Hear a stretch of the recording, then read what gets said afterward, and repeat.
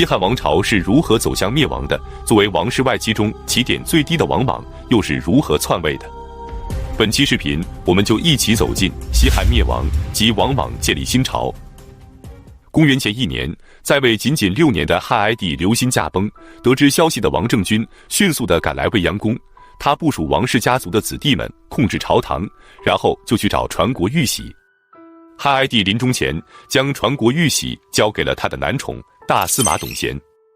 于是王政君就派王弘去威胁董贤，让他交出了传国玉玺。随后王政君就把董贤召来，问他准备如何安排汉哀帝的丧事。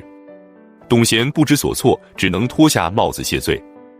王政君便说，王莽之前以大司马的身份处理过先帝的丧事，不如就让王莽去帮你吧。董贤连忙叩头谢恩。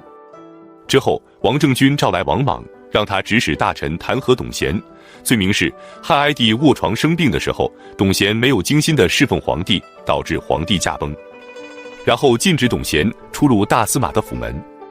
第二天，王莽又以太皇太后的名义给董贤下诏，让他交出大司马的印绶，并要求他罢官回家。董贤接到诏书的当天，就和妻子双双自杀了。之后，董贤的父亲和弟弟被迁到了合浦，也就是今天广西省的浦北县，母亲则被送回故乡巨鹿，也就是今天河北邢台市的平乡县西南。董贤的家产也全部变卖，共卖了43万钱。处理完董贤，接着就是汉哀帝刘欣的其他亲人。赵飞燕和傅皇后被贬为庶人，让他们去看守自己丈夫的陵园。两人接诏的当天就一同自杀了。汉哀帝的祖母傅太后和母亲丁姬已经去世，王莽上书说，他们安葬的礼仪不合礼制，需要重新安葬。朝中的大臣们为了迎合王政君的心思，都交纳钱帛或者派遣家人，结果来了10余万人，耗时20多天，掘平了傅太后和丁姬的坟冢。随后傅氏和丁氏两家的外戚也迅速地被铲除。至此，王室外戚再次崛起，无人能敌。王政君下诏让大臣们推举大司马的人选，大臣们都明白意思，纷纷地举荐王莽，于是王莽便再次出任大司马之职。一切准备就绪，接下来就要迎立新的皇帝了。王莽为了能控制朝政，肯定不能找年龄较大的君主，于是当年7月，他迎来了年仅9岁的中山王刘戡，9月初1登基为帝，即汉平帝。汉平帝年幼，由太皇太后王政君垂帘听政，大司马王莽操持国政。之后大臣们给王政君上奏，表示王莽的功绩与霍光是一样的，享受的封赏也应该和霍光相等。王莽得知后坚决推辞，而大臣们还不断地向太后建议，王莽则再三推辞。几轮过去后，王莽勉强地接受了安汉公的称号，但封给他的28000户食邑，他是坚决不肯接受。大臣们对得起王莽，王莽也要对得起大臣们。他向王政君建议，加大对诸侯王、功臣后裔以及在职官员们的封赏，并增加宗庙的礼乐，提高百姓和鳏寡老人的待遇，推行对平民和士大夫的恩惠政策。此举再次博得了朝野上下的好感。他还建议让太后带头过简朴的生活，自己贡献100万钱，30顷田，救济民众，百官群起效仿。公元2年，全国大旱，并且遭受蝗灾，受灾最严重的是青州，百姓四处流亡。在王莽的带头下，230多名官员和富商献出了自己的土地和住宅救济灾民，并在长安城为灾民建了1000套住宅。灾情过后，就有大臣上书赞颂王莽的功德，说他可与古代的圣人相比。公元3年，王莽决定将自己的女儿立为皇后。可汉平帝大婚，王莽却禁止他的母亲卫姬前来长安，卫姬思念儿子，日夜哭泣。王莽之所以这样做，是担心汉平帝的外戚入朝，对他的擅权造成障碍。于是他勒令汉平帝的母亲卫姬、舅舅卫宝和卫玄只能留在中山国，不准进京。王莽的长子王宇担心等汉平帝长大后会怨恨报复，极力地反对此事，但王莽不听。于是王宇就与自己的老师吴章以及妻子的哥哥吕宽商议后，决定用迷信的方法让王莽改变主意。到了夜里，吕宽拿着血酒准备洒在王莽住宅的大门上，想以此为意向劝说王莽。结果吕宽在洒血酒的时候被当场抓获，他们的密谋也就败露了。王莽得知后大怒，下令将自己的儿子王宇投入监狱，然后毒死。儿媳妇因为怀有身孕，王莽等他生下小孩后再将其杀害。这是王莽大义灭亲所除掉的第2个亲生儿子。然后他借此机会清除异己，包括魏氏外戚、汉元帝刘氏的妹妹敬武公主、汉文帝刘恒的9世孙刘立、王莽的堂兄王仁等数百人被杀。王莽还借此美化自己，以训诫子孙为名，作书8篇。接着就有人上奏，要求把王莽的这8篇文章分发到各地，让官吏和百姓们学习，并把他的8书列为和《孝经》一样的经典。同时还规定，各级官吏凡是能够背诵他写的8书，都可以优先升官。公元4年，王莽的长女王晏正式被册封为皇后。2年后，汉平帝在未央宫驾崩，年仅15岁，之后被葬于康陵。康陵位于今天咸阳市城北7.5公里，渭城区周陵乡的大寨村。当然，也有一种说法是，汉平帝是被王莽给毒死的。之后，王莽就要重新在宗族子弟里再选一个人来做皇帝，他当然不愿意迎立年长的君主，最后挑选的是年仅2岁的刘英。而且他并没有立刘英为皇帝，而是将他立为了皇太子。不多时，有人上报说，在武功县的井里挖出了一块白石，上面写着“告安汉公莽为皇帝”。王莽让大臣去禀告王政君，王政君明白了王莽的意思，只能无奈地答应，让王莽代理天子朝政，称假皇帝。至此，他不是皇帝，但几乎等同于皇帝，这引起了刘氏宗族的强烈不满。首先站出来反对的是安众侯刘崇，他和封国宰相张绍密谋后，决定起兵造反。他们只带了100多人去攻打宛县，结果没过多久就以失败告终了。随后，东郡太守翟义拥立了刘病已的曾孙刘信为皇帝，起兵反抗王莽。起兵之前，他还联络了其他的刘姓宗族共举义旗，包括都尉刘宇、武平侯刘晃以及东平王刘匡等人。9月，翟义自称汉朝的大司马，正式起兵。当大军抵达山阳郡，也就是今天山东省金乡县附近的时候，反叛大军已有10余万人了。王莽惊慌失措，连忙召集群臣商议。他任命了7位将领率军去平叛翟义，同时又任命了3位将领，分别去镇守函谷关、武关和宛县。只要能守住这3个地方，叛军就无法进入关中，长安城就是安全的。然而，大军出发不久，关中也发生了叛乱。赵鹏和霍弘率领的反叛军迅速地拿下了长安城附近的23个县，正向长安城攻来。焦头烂额的王莽只能派魏魏和大鸿胪率兵出城去迎击赵鹏的叛军，同时让骑都尉驻防长安城的北门，城门校尉驻守长安城的南门。王莽则抱着3岁的皇太子刘英，率领百官，每天都跑到皇家的祖庙去祈祷。然而很快，前方就传来战报，汉朝大军行进到陈留郡的时候，与翟义率领的反叛军遭遇，并一举击败了对方。翟义被捕后被五马分尸，刘信则逃亡而去，不知踪迹。随后，汉朝大军调转方向，向关中的赵鹏和霍弘的反叛军杀来，这支反叛军也迅速地瓦解了。就这样，短短的2个月，汉军就消灭了各地的反叛，各郡县又恢复了平静。如此顺利的平叛，让王莽自信了起来，更加坚定了他的篡汉之心。公元8年的11月25日，王莽来到汉高祖刘邦的庙前祭祀，然后举行了皇帝的加冕礼。12月1日，王莽正式接受了刘英的禅让，登基称帝，改国号为新，改长安为长安，新朝建立。这一年，王莽54岁。随后，他就派王顺去向王政君索要传国玉玺。王政君怒骂道：“你们承蒙汉家之力，才能世代享受富贵，现在却要在托孤之时夺取江山，真是猪狗不如啊！既然你们认为是得了天命，成为了新皇帝，那就自己重新再做个玉玺，何必还要这亡国的玉玺呢？”说罢，痛哭流涕。王顺虽然也感到悲哀，但过了一阵，他还是诚恳地说道：“王莽肯定是要拿到传国玉玺的，太皇太后你还能到死都不拿出来吗？王政君知道王莽是在威胁他，可也没有办法，只能将传国玉玺取出，恶狠狠地扔在了地面上。从此传国玉玺的池就碎了一角。王顺赶紧去捡起，准备送给王莽。这时王政君又说，我已经老了，活不了多久了，可王氏家族有你们这样的兄弟，恐怕离灭族也不远了。至此西汉王朝正式灭亡。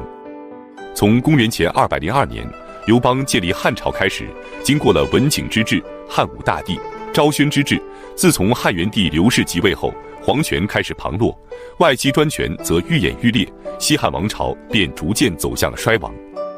西汉王朝一共传了12位皇帝，历时210年，最终走到了尽头。而中国历史则又进入了一个新的篇章——新朝。本期视频就到这里，感谢观看，下期再见。为什么有人说王莽是穿越回古代的现代人？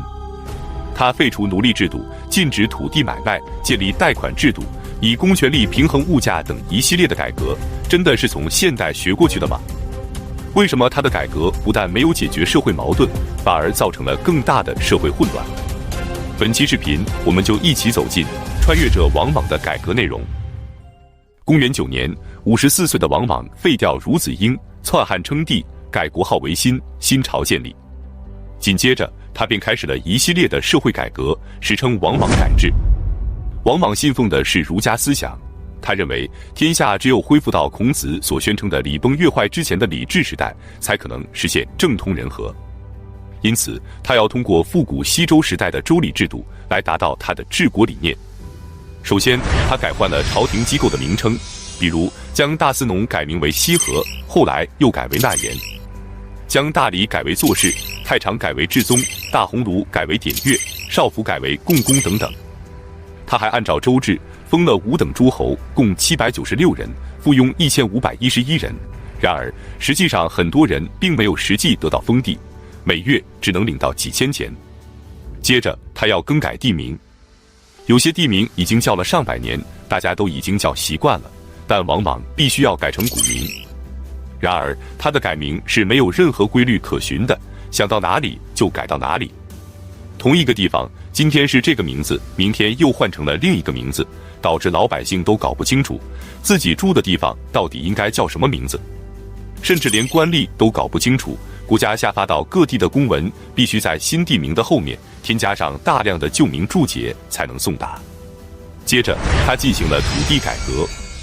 西汉时期的土地是可以自由买卖的，于是豪强和贵族就大量囤地，成为了名副其实的大地主，导致有钱人的土地接连无边，没钱的人却无力追置地，社会矛盾不断加剧。王莽为了解决这个问题，他根据西周时期的井田制推行了王田制。他将全国所有的土地都改为王田，私人不得买卖。这是把商鞅废井田、开阡陌的改革又给改了回去。王田制规定，一家之中有8口男丁的，可封给1井，也就是900亩耕地。如果男丁不足8口，而土地超过900亩的，则必须将多出来的部分分给宗族邻里之中没有土地的人。同时他将奴隶和婢女改称为私属，也不得自由买卖。然而他的这项制度严重地损害了大地主的利益，遭到了他们强烈的反对，有些地主和官僚甚至举兵反抗。汉徐亭侯刘哙结党数千人起兵，真定的地主豪强也在刘都的率领下举兵反莽。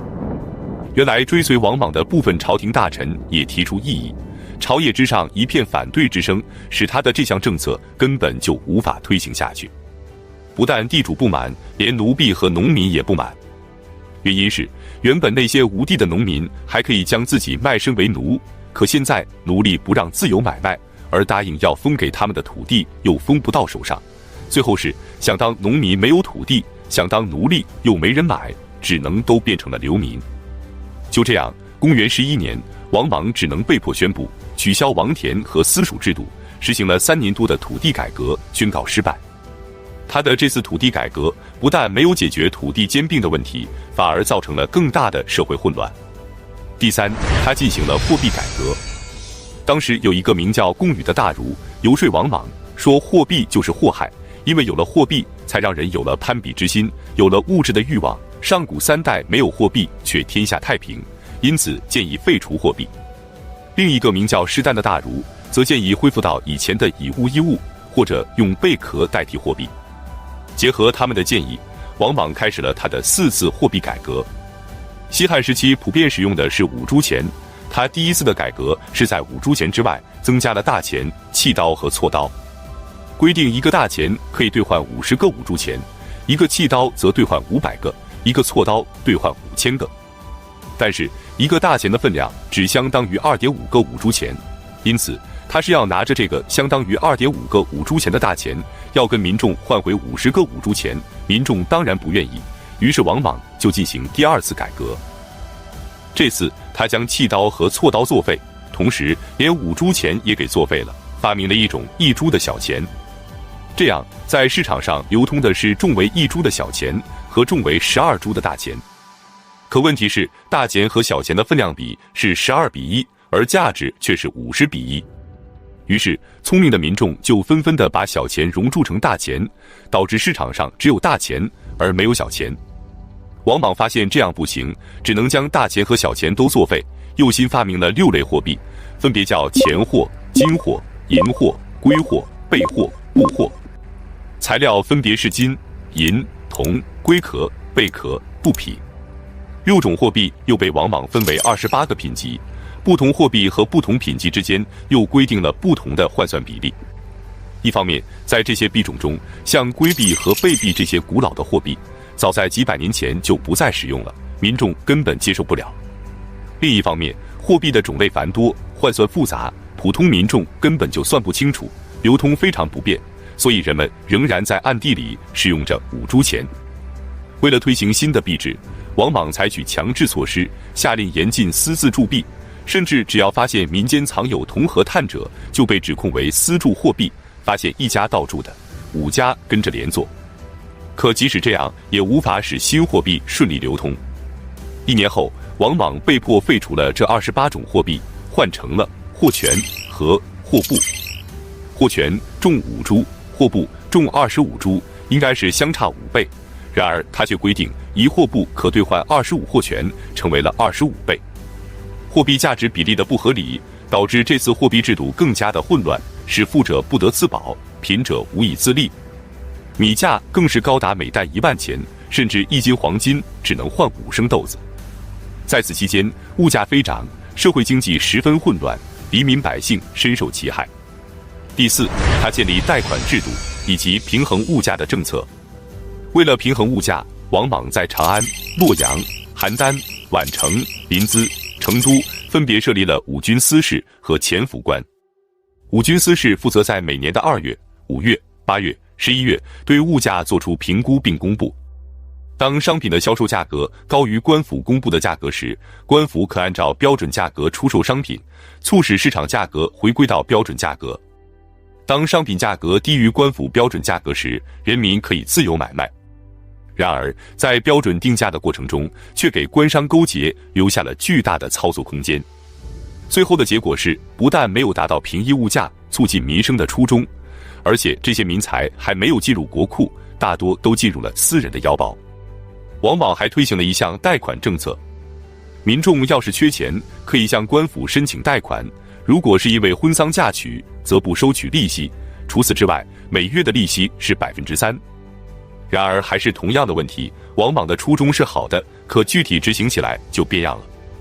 本来是婚丧嫁娶的贷款，却被地方官收取了利息；本来不需要贷款的，地方官为了完成指标，强制要求贷款，最终导致民众雪上加霜。纵观王莽以上的改革内容，即使是2000多年之后的今天，我们也并不陌生，因为这些政策里的很大一部分，我们也是近代才开始实行的。于是有人就给王莽戴了一顶高帽子，说他所实施的政治理想是王莽式的社会主义改革，这也就成为了王莽是现代人穿越回去的佐证。事实上，如果硬要说他是穿越者，也不应该是从现代穿越到过去，而应该是从西周穿越过来的。不管怎样，他的这一系列改革，土地改革得罪了贵族和地主，奴隶改革得罪了没有出路的农民，货币改革得罪了市民，对经济的干预又得罪了大批的商人，妥妥的成为了全民的公敌。当改革推行不下去的时候，他又企图通过严刑峻法来强制执行，使诸侯、公卿以及平民因违反法令而受到重罪处罚者不计其数。最后，由于改革不切合实际，百姓未蒙其利，先受其害。朝廷的朝令夕改，使百姓和官吏都不知所从，不断引起天下贵族以及平民的不满，各地纷纷起来反抗，为新朝的最后灭亡埋下了隐患。本期视频就到这里，感谢观看，下期再见。按理说，王莽的新朝刚刚建立，应该积极与周边的少数民族政权处理好关系，特别是匈奴。然而，王莽对待匈奴的策略却极为奇葩，与其他附庸国的相处也如同儿戏。本期视频，我们就一起走进匈奴与新朝反目，王莽出兵匈奴。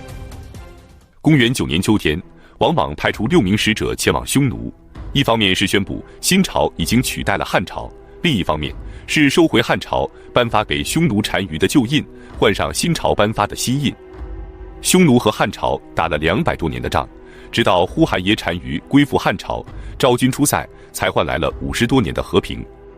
此时，匈奴已经归附中原，成为了中原王朝的附庸国。汉朝将匈奴的单于封为王，并颁发给他们印绶。王莽称帝后，对匈奴也要进行改革。他认为汉朝的封爵只有王和侯2级是很不合理的，要恢复到西周时期的5级爵位制，即公、侯、伯、子、男。因此，王莽下诏，按照周朝的封爵制度，将汉朝的诸侯王改为伯爵，而匈奴等附属国的国君则通通改为侯爵。之前，汉朝给匈奴单于的印上刻的是匈奴单于玺，而王莽颁给匈奴单于的印上则刻的是匈奴单于章。虽然只有1字之差，可意义却大不相同。这样的结果其实是降低了匈奴单于的身份。汉朝使者来到匈奴后，匈奴单于举行了盛大的宴会招待使者。在宴会上，使者趁单于喝醉的时候，让单于交出旧印，给换上了新印。宴会结束后，使者回到住所，内心忐忑不安。他们担心单于发现印信不对后，不肯善罢甘休，再派人来要回旧印。于是他们商议后决定，将旧印当场给砸碎，即使单于来要，也要不到了。第二天早上，单于醒来后，果然发现了印信的猫腻，马上派人来要回汉朝的旧印。当他得知旧印已毁后，非常的气愤。于是他修书一封，让汉朝使者带给王莽，希望王莽能批准他继续使用旧印。就这样，汉朝使者完成任务，回到了长安。王莽对他们的做法非常满意，下诏对他们进行了奖赏。或许王莽认为他已经搞定了匈奴，可事实上，因为这次印章的事件，新朝和匈奴的和平关系再次走到了尽头。之前，汉朝对匈奴的要求是，有4种人匈奴不得接纳，分别是汉人、乌孙人、乌桓人，以及汉朝给予封爵了的西域诸国人。此事过后，乌桓人见汉朝对匈奴降了级，便不再给匈奴进贡。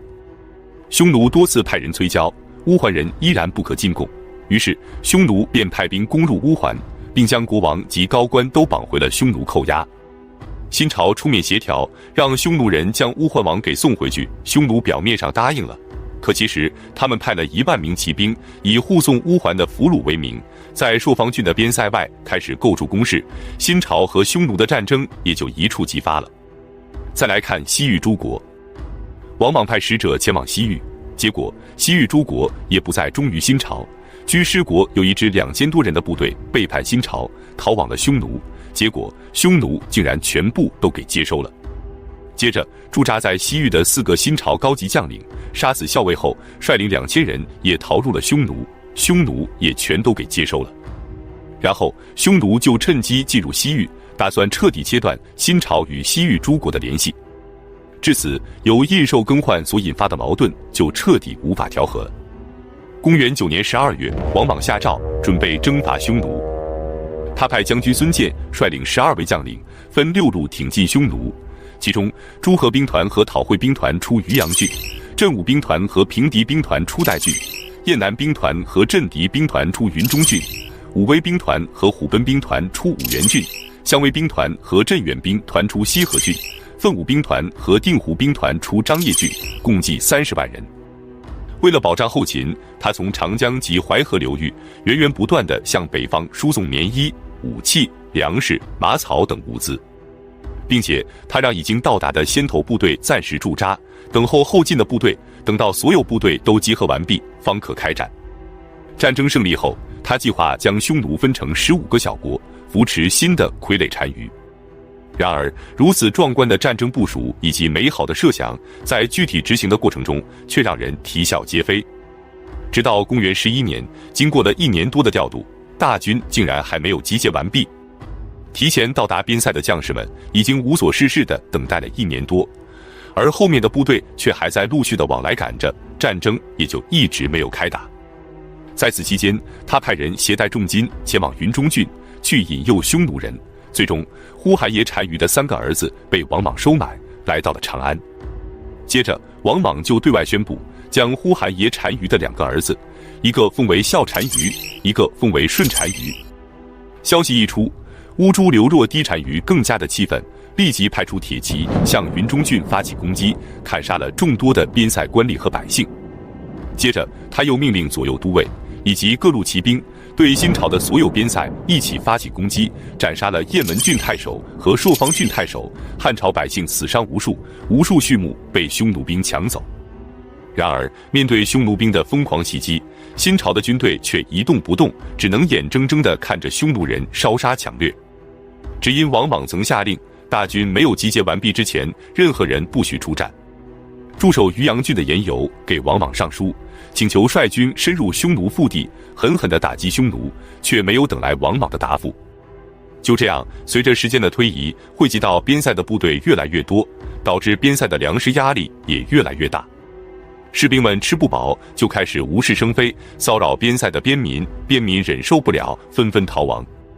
与此同时，后方各郡的百姓也苦不堪言，为了供应前方将士们的粮草和兵员，各郡都在抓壮丁、催粮税。交不出税的人越来越多，被逼无奈之下，很多穷苦的百姓只能跑到山上安营扎寨，当起了强盗。更让王莽想不到的是，他亲自封的孝单于竟然还给逃跑了。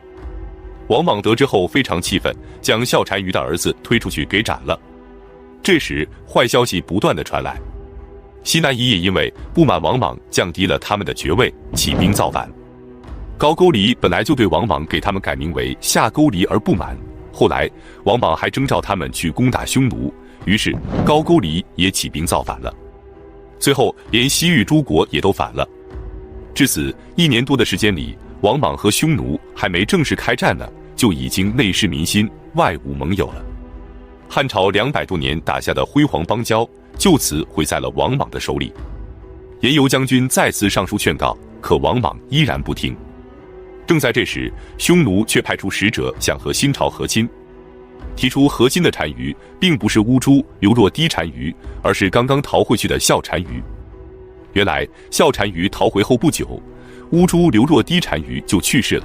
于是，孝单于便在右谷都侯的支持下继承了匈奴的大单于。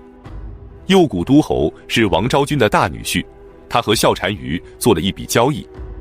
他支持孝单于的前提是，孝单于必须跟新朝和亲。这对于王莽来说也是一件好事，如果和亲成功，就不用再和匈奴开战了。然而，当匈奴使者告诉王莽，和亲的前提是新朝要将孝单于的儿子送回匈奴，可他的儿子早已被王莽给砍了。于是王莽决定，趁孝单于还不知道他儿子已经被杀之前，快速地签订和亲协议。于是他一面派使者前往匈奴谈判，一面想办法拖住匈奴的使者，不让他们回国报信。就这样，新朝与匈奴终于签订了和亲协议，王莽下令撤军。之后，匈奴的使者也回到了匈奴，孝单于便知道自己被王莽给骗了，自己的儿子也早就被王莽给杀了。可此时也没办法再动兵戈，只能暂时咽下了这口气。就这样，匈奴的这场风波终于是被王莽给应付过去了。可此时各地民变四起，王莽又会用什么办法来应对呢？我们下期再讲。本期视频就到这里，感谢观看，下期再见。新朝为什么才短短的10几年就爆发了天下大乱？绿林军和赤眉军分别是在哪里起义的？刘秀又是如何走上起义的道路？本期视频，我们就一起走进绿林军与赤眉军起义及刘秀和刘演举兵。王莽登基后推行的一系列新政，不仅没有解决西汉末年的土地兼并问题，而且使社会更加的混乱，经济也全面崩溃。米价从汉文帝时期的每担数十钱涨到了2000钱。随后，他又兴师动众地讨伐匈奴，使百姓的赋税和徭役更加的难以承受。公元11年，黄河在今天河北省大名县的西南决口冲进了洛川故道，然后冲向河南南鄂、山东朝城、阳谷、聊城，在禹城附近脱离了洛川北行，经过山东的临沂和惠民等地，从利津一带注入了大海。这是黄河6次大规模改道的第2次。所到之处，田地被毁，房屋倒塌，百姓生活流离失所，难民无数。然而，此次黄河决口却正好避开了王室的祖坟。王莽家的祖坟位于魏郡的元城县，也就是今天的大名县。于是，王莽任其决堤，没有积极的组织人前去治理。结果是，大批的农民无法生计，大量的难民得不到安置，没有活路的百姓只能铤而走险，纷纷揭竿而起。公元15年，武元郡和代郡的数千人起兵造反。公元17年，瓜田仪在会稽郡，也就是今天江苏苏州一带，率众起义。同年，琅琊郡的海曲，也就是今天山东省日照市的妇女吕母，为了被县宰冤杀的儿子报仇，率众攻破县城，处死县宰，自称为将军，其势力迅速发展到数万人。吕母也成为了中国历史上第一个农民起义的女性首领。公元18年，东海郡，也就是今天山东省郯城附近，栗子都率众起义。同年，北方出现了数十支起义军，其中较为著名的有铜马部、青毒部、上江部、城头子路部等。南方，张霸和秦风在南郡，也就是今天湖北省江陵东北起义；杨牧在江夏，也就是今天湖北省云梦起义；王周公在庐江，也就是今天安徽省的庐江西南起义。这些起义军少则数千人，多则数万人，其中势力最大的2支起义军则分别是南方的绿林军和北方的赤眉军。赤眉军是琅琊人樊崇在山东莒县率领100余人起义，随后只在几年之间就发展到了数万人。他们以泰山为大本营，打击官府，抢粮救灾。为了区别于新朝的军队，他们将眉毛染红，因此被称为赤眉军。绿林军是湖北省荆山市三阳镇的王凤和王匡领导的，因为他们隐蔽在荆山市的绿林山中，因此被称为绿林军。公元22年，在绿林山中爆发了瘟疫，绿林军不得已只能走出山林，分成了2支队伍，一支由王常和程丹等人率领，向西进入南郡，也就是今天湖北省荆州一带，被称为下江兵；另一支由王凤和王匡等人率领，向北进入南阳郡，也就是今天河南省的南阳市，被称为新士兵。新士兵攻入随县时，平林人陈穆和廖湛率众响应，于是绿林军中又增添了一支队伍，被称为平林兵。这时，刘演和刘秀兄弟也拉起一支队伍，被称为冲灵军。他们与其他起义军最大的不同是，他们是汉朝的宗室子弟。刘秀和刘演是汉高祖刘邦的90孙，出自汉景帝的儿子长沙王刘发这一脉。到他们的父亲刘钦这一辈，只做了个南顿县令的小官。公元前5年，刘秀出生在陈留郡的济阳县，他共有兄妹6人，大哥刘演，二哥刘仲，大姐刘皇，还有二姐刘元以及小妹刘伯姬。公元3年，刘钦在做南顿县县令的时候因病去世，年仅9岁的刘秀和兄妹都成为了孤儿。无依无靠之下，远在南阳郡蔡阳县的叔父刘良将刘秀接过去抚养，从此刘秀就成为了一名平民。公元14年，刘秀前往长安，进入了太学，他跟随大儒徐子薇学习尚书，在此期间，他还结识了邓禹和朱佑等人。公元19年，刘秀返回了家乡冲灵。此时，各地豪强纷纷起义，他的大哥刘演广结天下豪杰，也准备趁乱起兵。公元22年，刘演手下的宾客抢劫，被官府追查，刘秀也受到牵连，前往新野的二姐家躲避。为了生存，刘秀以贩卖谷子为生。有一次，他贩卖谷子来到宛县的时候，一个名叫李毅的人请刘秀赴宴。李毅的家族是南阳的豪强望族，他听说了当时流传的图谶是刘氏复兴，李氏为辅，于是他觉得刘秀是刘氏宗亲，而他刚好姓李，那么这个图谶所说的不就是他们两人吗？于是他便打算联合刘秀一同起事。刘秀也觉得天下已经大乱，百姓难以生存，深思熟虑后便同意了李毅的提议。这一年刘秀28岁，他们把起义的地点定在了冲陵。冲陵是刘秀的老家，最早之前的冲陵在湖南省的宁远县，后来改到了南阳郡的白水乡，也就是今天湖北省的枣阳市南。刘秀的大哥刘演早就准备在冲陵起事了，于是他们便一同招兵买马，计划在立秋的当天，各郡都要检阅民兵之际，率兵起义。很快，他们就召集到了7、8千人。然而，还没等到立秋，他们起事的消息就被泄露了。李氏在长安和宛城的族人都被官兵捕杀，几乎被灭门。逃过灭门之难的李毅，还是与刘演和刘秀在冲陵正式起兵了。但是刘演认为，仅靠他们这几千人是成不了气候的，也很难抵挡住新朝的大军，不如去投靠其他规模较大的起义军。众人同意后，刘演便派人去游说新士兵的王凤及平林兵的陈穆，希望能和他们联合。王凤和陈穆很快就同意了他的建议，并做出了具体的作战部署。他们计划3支队伍在唐子乡，也就是今天湖北省枣阳市集合，一起进攻唐子乡。取胜后进攻湖阳县和吉阳县，最后便是南阳郡的治所宛县。于是刘演便率兵从冲陵出发，与其他2支队伍会合，联合起来攻下了唐子乡。之后大军便开始进攻湖阳县。湖阳县的治所在今天河南省唐河县的湖阳镇，他们又顺利地攻下了湖阳县，并斩杀了湖阳县的县尉。正在高歌猛进的时候，3路大军却因为利益分配不均发生了内讧。最后在刘秀的劝说下，刘演才同意将抢来的财物分给新士兵和平林兵一部分，3方的矛盾才得以解除，再次联合起来进攻吉阳。吉阳县的治所在今天河南省新野县前高庙乡的张楼村。很快他们就将吉阳城攻破，接着便是南阳郡的治所宛县。一路势如破竹，起义军觉得新朝大军也没什么战斗力，认为拿下宛城也并不是件难事。于是起义军便冒着大雾天气向宛城方向进军。可他们不知道的是，南阳太守甄宓和郡尉梁丘赐率领着10万大军已经埋伏在了小长安郡，等待着他们的到来。小长安郡在今天南阳市的南瓦店镇。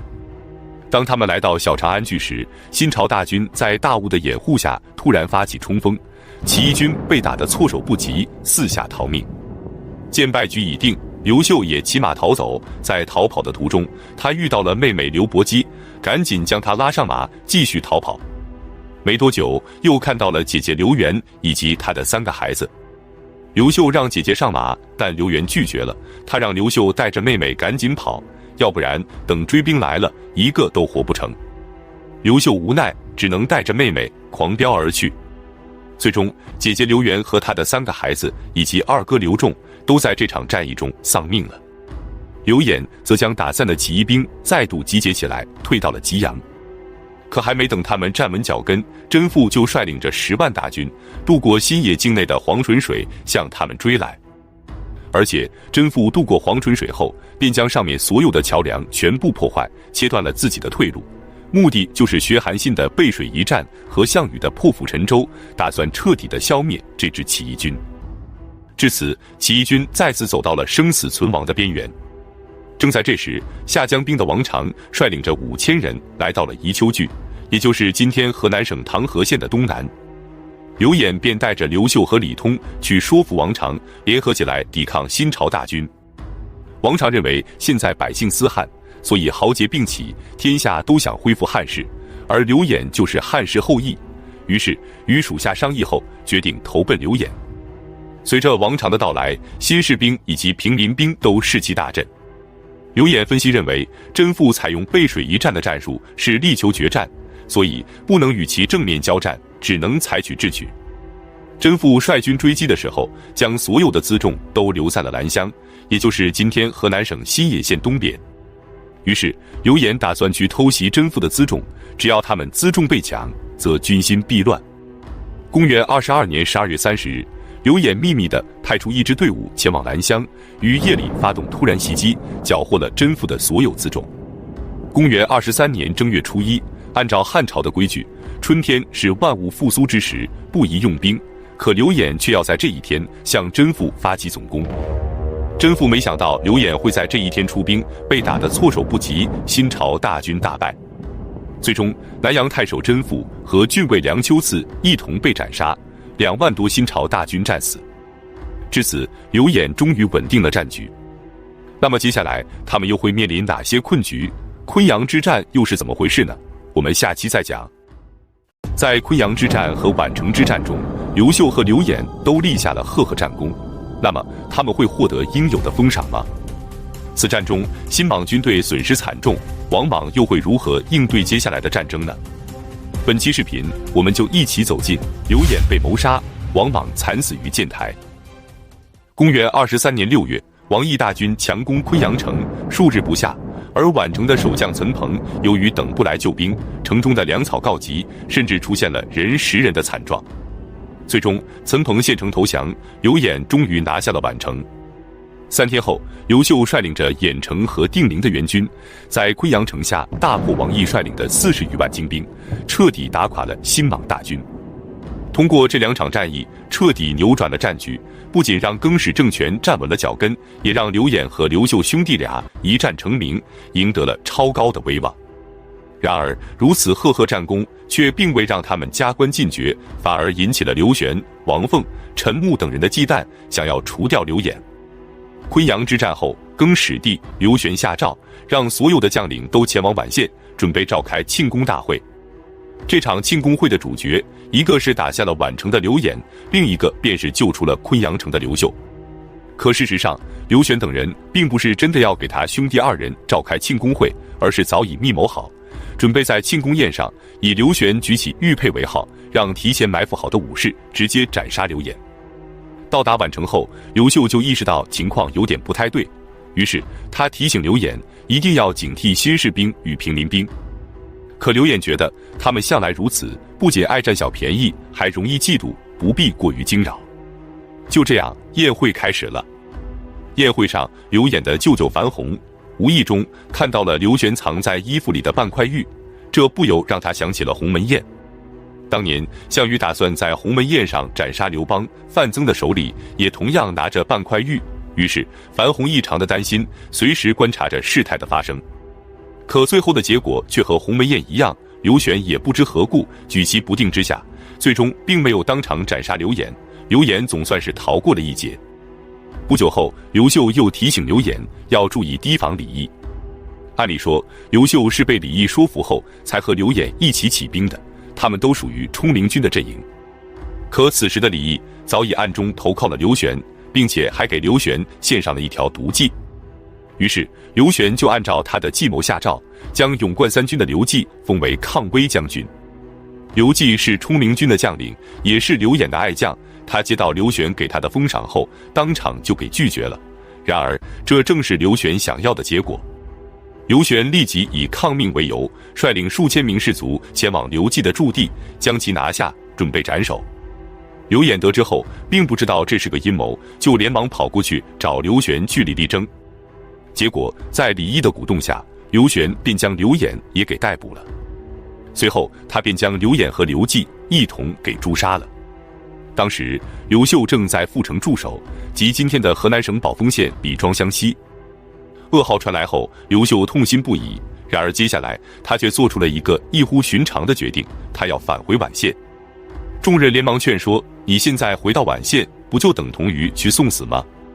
可刘秀却说，事到如今，跑是跑不了了，反抗也没有胜算，所以唯一的明智之举便是回到宛县请罪。于是他便从阜城回到了宛县。见到刘玄后，他不但不请邀昆阳之功，而且表示兄长犯上，自己也有过错，所以他不为刘演扶丧。而且在酒宴上，刘秀饮食和言笑如同平常，对于刘演的死没有表现出半点的悲伤和不满。刘玄见刘秀如此谦恭，反而有些自愧，因此不但没有给他治罪，还封他为破虏大将军、武信侯。不久后，刘秀在宛县迎娶了他思慕多年的阴丽华为妻。阴丽华出生于南阳郡新野县一个异常显赫的家族，殷家占有的土地达700余顷，车马和奴仆的规模可与分封的诸侯王相比。由于刘秀的二姐家也在新野，所以机缘巧合之下，刘秀便有机会接触到了阴丽华。殷家小姐的美貌给刘秀留下了极为深刻的印象，以至于后来他在长安求学的时候，看到了执金吾率军出行，盛大的场面也深深地震撼了刘秀。于是身为太学生的刘秀不禁感叹道：仕宦当作执金吾，娶妻当得阴丽华。可那时他还只是个平民，而阴丽华却是个富家千金，身份过于悬殊。可现在不同了，他已经被封为了武信侯，于是他便决定迎娶他的女神阴丽华。这一年，刘秀29岁，阴丽华19岁。新婚之后，刘秀和阴丽华仅仅相处了3个月，刘玄便下诏准备兵分2路，一路直扑武关，目标是挺进长安；另一路则是前往洛阳。刘秀只能将阴丽华送回新野的娘家，便跟随大军一起出征了。远在长安的王莽收到战报后，也立即做出了部署。他一面派王匡去防守洛阳，一面派兵增援武关。然而武关的守将却直接打开了城门，让刘玄的大军畅通无阻地通过了武关，长安城便无险可守了。王莽又立即任命了9位将军，率领3万人前去迎敌，并且把这些将军们的妻儿都接到皇宫里当人质给扣押了起来。结果3万大军一触即溃，其中2位将军战败后自杀，2位跑回了长安城请罪，其余的则全都叛逃了。于是刘玄的大军便顺利地到达了长安城下，准备开始攻城。此时王莽已经无兵可调了，只能将城中的罪犯组织起来，分给他们武器，让他们出城抵抗。结果刚出城，这支罪犯兵就跑得一干二净了。王莽得知后，在王一等人的护卫下，躲在了建章宫太液池里的建台上。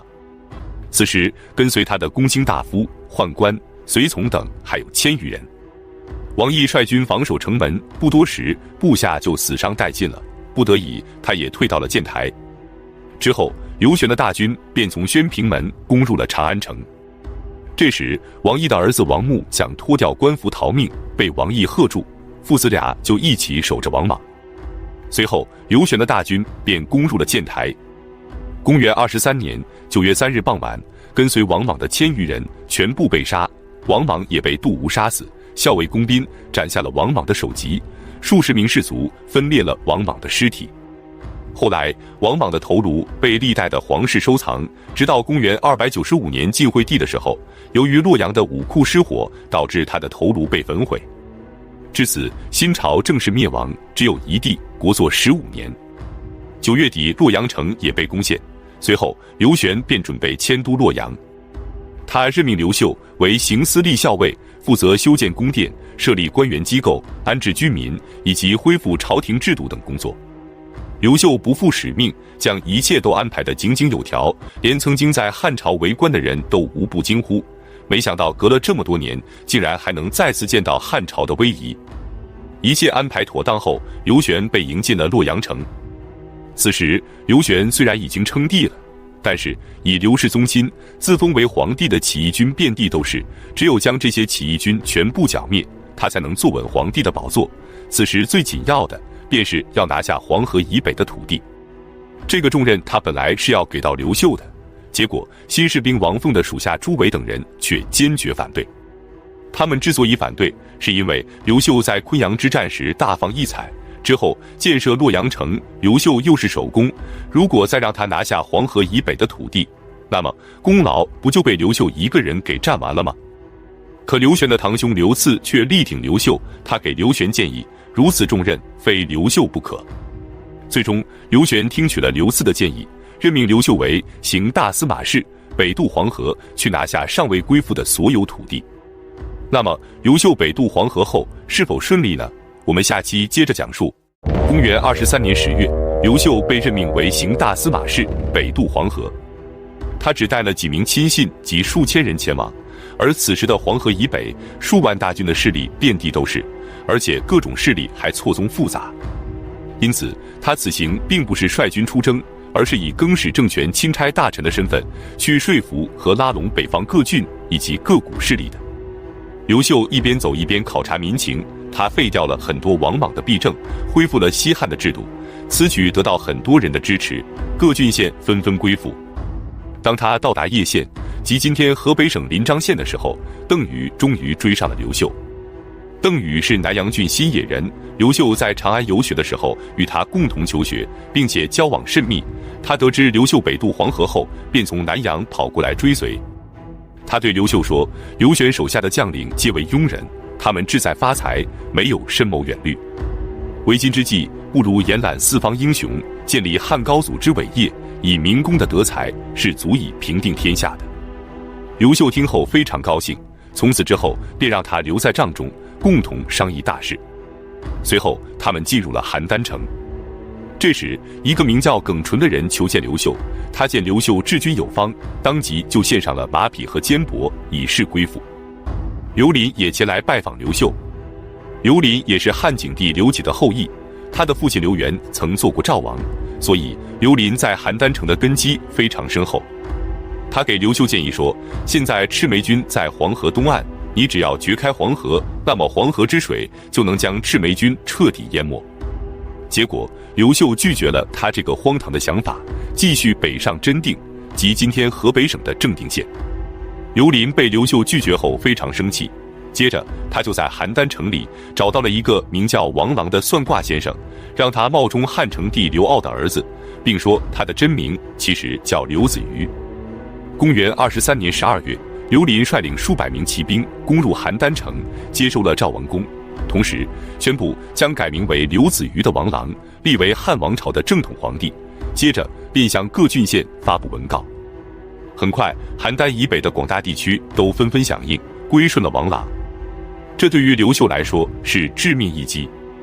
本来他是以大司马的身份来说服和拉拢各郡县归附更始政权的，可现在北方各郡都投靠了王朗，那么刘秀就成为了他们的敌人，要随时面临王朗的绞杀，这对于身处敌境的刘秀来说是万分危险的。于是他决定前往蓟城，即今天的北京市。来到蓟城后，他准备在这里招兵买马，结果他刚到蓟城不久，王朗的招降文告就到了，而且王朗还发出悬赏令，只要有人杀掉刘秀，就能获得10万户的封赏。刘秀立即让王霸在蓟城招募士兵，准备对抗王朗。然而蓟城的民众仰头大笑，挖苦王霸，令王霸羞惭而归。刘秀连忙与属下商议，大部分人都觉得应该赶快返回洛阳。可耿弇却说，王朗大军是从南面打过来的，应该前往北方。渔阳郡的太守彭宠是南阳人，和你是老乡。上古郡的太守耿况是我的父亲，您只要发动这2个郡，就能有万余骑兵，何惧王朗的兵马呢？可是跟随刘秀的将士们大多都是南方人，并不愿意北行。正在刘秀犹豫的时候，原广阳王刘家的儿子刘阶在蓟城发动民众起兵，响应王朗。同时王朗派出的使节也到了，城中2000担以下的官吏全都出去迎接了。刘秀闻听后，下令赶紧出城。当他们来到南门的时候，发现城门已经关闭，他们只好斩杀掉守城的士兵，逃了出来。他们不舍昼夜向南驰骋，为了躲避王朗的刀兵，不敢入城，只能风餐露宿。抵达吴楼亭时，天气酷寒，冯异为刘秀盛上了一碗豆粥，暖了暖身体。随后他们在凛冽的寒风中继续前行，精疲力尽地来到了饶阳城。饶阳即今天河北省的饶阳县东北。人困马乏的他们急需休整，于是刘秀等人便来到了饶阳城下，诈称自己是王朗派来的使节，要进城办事。守城的将士打开城门，将他们带到驿站，并给他们端来了饭菜。然而他们饥渴难耐、狼吞虎咽的样子，立即就引起了驿站官员的猜疑，派人在外面大声地说：“邯郸将军到了。”刘秀的属下顿时就紧张了起来，准备夺门而逃。刘秀却沉稳地回应道：“那就请邯郸将军进来相见吧。”就这样，在彼此的试探之中，刘秀等人总算是有惊无险地饱餐了一顿，然后便离开了饶阳城。此时天气越来越冷，天空竟然还飘起了大雪。他们迎着大雪，昼夜奔驰，来到了曲阳城。刘秀正在犹豫要不要进城的时候，探马来报，王朗的追兵马上就要追上了。于是他们只能继续策马狂奔。不多时，探马又报，前面有一条滹沱河挡住了去路，而且河上没有船，都是碎冰，人和马根本就过不去。这真是前进无路，后有追兵。刘秀等人再次陷入了绝境。刘秀为了稳住军心，故作镇静地让王霸亲自前去查看。王霸看过后非常的绝望，但为了不让大家恐慌，他回来后谎报说河面已经结冰，大军完全可以渡河。将士们听后非常高兴，继续前行。神奇的是，当他们来到河边的时候，河水竟然真的结冰了，于是大军顺利地渡过了滹沱河。过河之后，刘秀又迷茫了，他不知道应该再往哪里跑。正在这时，突然走过来一位白衣老者，他告诉刘秀：“你们赶快前往信都吧，距离此处只有80里。”刘秀茅塞顿开，立即率领众人前往信都。信都即今天河北省的冀州市，信都郡的太守任光也是南阳人。当北方各郡都纷纷投靠王朗的时候，任光却不为所动。王朗派使者来劝降任光，结果他把使者都给斩杀了。正当任光忧虑自己要独守孤城的时候，突然传来消息，说刘秀来了。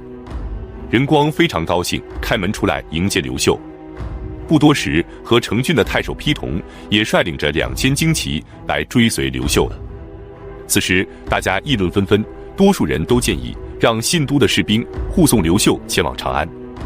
可丕同却说，现在官民私汉久矣，所以刘玄和王朗冒充的刘子瑜才可以快速地得到响应。如果你现在回到长安，岂不是白白地失去黄河以北的土地，还大损你的威信吗？刘秀觉得有理，便不打算走了。可他们虽然有了3路大军，但都是几千人的队伍，如果王朗的大军前来，还是无法抵抗的。于是刘秀提议，要不然就先去投奔城头子路或者栗子都吧。城头子路的首领名叫袁岑，字子路，他与刘许在卢县的城头起兵，因此被称为城头子路，拥兵20余万。卢县即今天济南市的长清区。栗子都，东海人，他在今天的山东郯城起兵，拥兵6、7万人。可刘秀的这个提议立即就被任光给否决了。然后他给出的建议是，凭我们现在的实力，确实无法抵挡住王朗，但是我们可以去招募奔命之兵，去攻击周围不服从我们的郡县。同时发布檄文，告诉各地，凡是不开城投降的，一旦城破，我们就允许士兵们任意抢劫财物。这样许多人就会为了贪图财物而来，我们招募士兵就容易多了。最后刘秀同意了任光的建议，并开始制定行动计划。首先他任命任光为左大将军，李忠为右大将军，万修为偏将军，丕同为后大将军。他们4个人分别带着本部人马出城去招募奔命之兵。所谓奔命之兵，是指在太平年间，朝廷会让各郡举荐一些彪悍善战的猛士，平时享有朝廷的俸禄，一旦国家有难，首先召集的就会是这些人。为了稳定后方，刘秀任命宗广为信都太守，留守信都。之后任光便给各地发送檄文，檄文中写道：大司马刘秀亲率城头子路和栗子都的100万大军从东方而来，专门讨伐各路的反贼，目的就是借助这些强盗的名号震慑四方。就这样，刘秀便招募到了3万多人，开始向北方挺进，夺取了曲阳。为了解除后顾之忧，刘秀决定派遣刘直去招降真定王刘阳。刘阳也是汉景帝刘启的后裔，他拥兵10多万人，是一股举足轻重的势力。最终在刘直的极力劝说下，刘阳在王朗和刘秀之间选择了刘秀，并且还将自己的外甥女郭圣通嫁给了刘秀。酒宴上，刘洋还亲自击筑助兴。从此之后，刘秀的兵力大增，有了对付王朗的资本。那么，刘秀能否打败王朗，并在河北站稳脚跟呢？我们下期接着讲述。上期我们讲到，刘秀没有听从耿弇的建议，从蓟城出来后就一路向南而去，最后还迎娶了真定王的外甥女郭圣通。而此时，距离他迎娶女神阴丽华才仅仅过去了半年之久。他们走后，耿弇则返回了上古郡。上古郡的治所在今天张家口怀来县小南新堡镇的大古城村。耿弇的父亲耿况是上古郡的太守。回去后，他就请求父亲出兵南下攻打邯郸。然而，他父亲却告诉他，现在并不是我们想不想出兵的问题了，王朗已经派兵北上，准备来攻打上古郡了。这时，上古郡的公曹寇寻建议，可以联合渔阳郡一起反攻王朗。商议决定后，就立即派寇寻出使渔阳郡。渔阳郡的治所在今天北京市密云区十里堡镇的统军庄村。渔阳郡的太守彭宠同意联合，愿派3000骑兵一同前往。于是，寇寻和耿弇便率领着渔阳郡和上古郡的骑兵长驱南下，反攻王朗。很快，他们就拿下了涿郡和中山郡的22个县，一路势如破竹，来到了广阿城，即今天河北省的龙窑县东。在这里，他们终于找到了刘秀，与刘秀合兵一处。接下来的目标便是邯郸城。然而，正当刘秀准备向邯郸挺进的时候，却听说刘玄已经派谢公来围攻邯郸了。此时的刘玄早已不在洛阳了。当刘秀在河北接连失利的时候，刘玄就在将领们的建议下，已经迁都长安了。因此，刘秀不想去邯郸抢攻，亲率大军去攻打巨鹿。结果1个多月都没能将巨鹿城攻下。王朗兵分2路来支援巨鹿，一路去攻打刘秀后方的信都城，一路来驰援巨鹿。刘秀抵挡不住，只能后撤。这时，耿纯建议，与其被王朗大军围攻巨鹿，还不如直接去攻打邯郸城。只要邯郸被攻破，则巨鹿不战而归。公元24年4月，刘秀留下少量的兵力继续攻打巨鹿，而主力大军则由他亲自率领，挺进邯郸，和谢公一起猛攻邯郸城。王朗没想到刘秀会声东击西，来得如此迅速，很快就抵挡不住了，连忙派了一名大臣前来谈判。王朗表示，只要给他封个万户侯，他就愿意投降。结果刘秀连这个条件都不答应，两军只能继续交战，一连又打了20多天。5月1日，邯郸城终于抵挡不住了，王朗的少妇主动开城投降，邯郸沦陷。王朗则趁夜逃跑，被王霸追上后就地给斩首了。至此，王朗的邯郸政权彻底失败，刘秀再次进入了邯郸城。进城后，在检查王朗的府邸时，竟然发现刘秀的很多部将都曾写信给王朗投诚过。刘秀得知后，命人将这些信件全都抬出来，当着众将领的面，一把大火全都给烧了。众将领无不羞愧和感恩。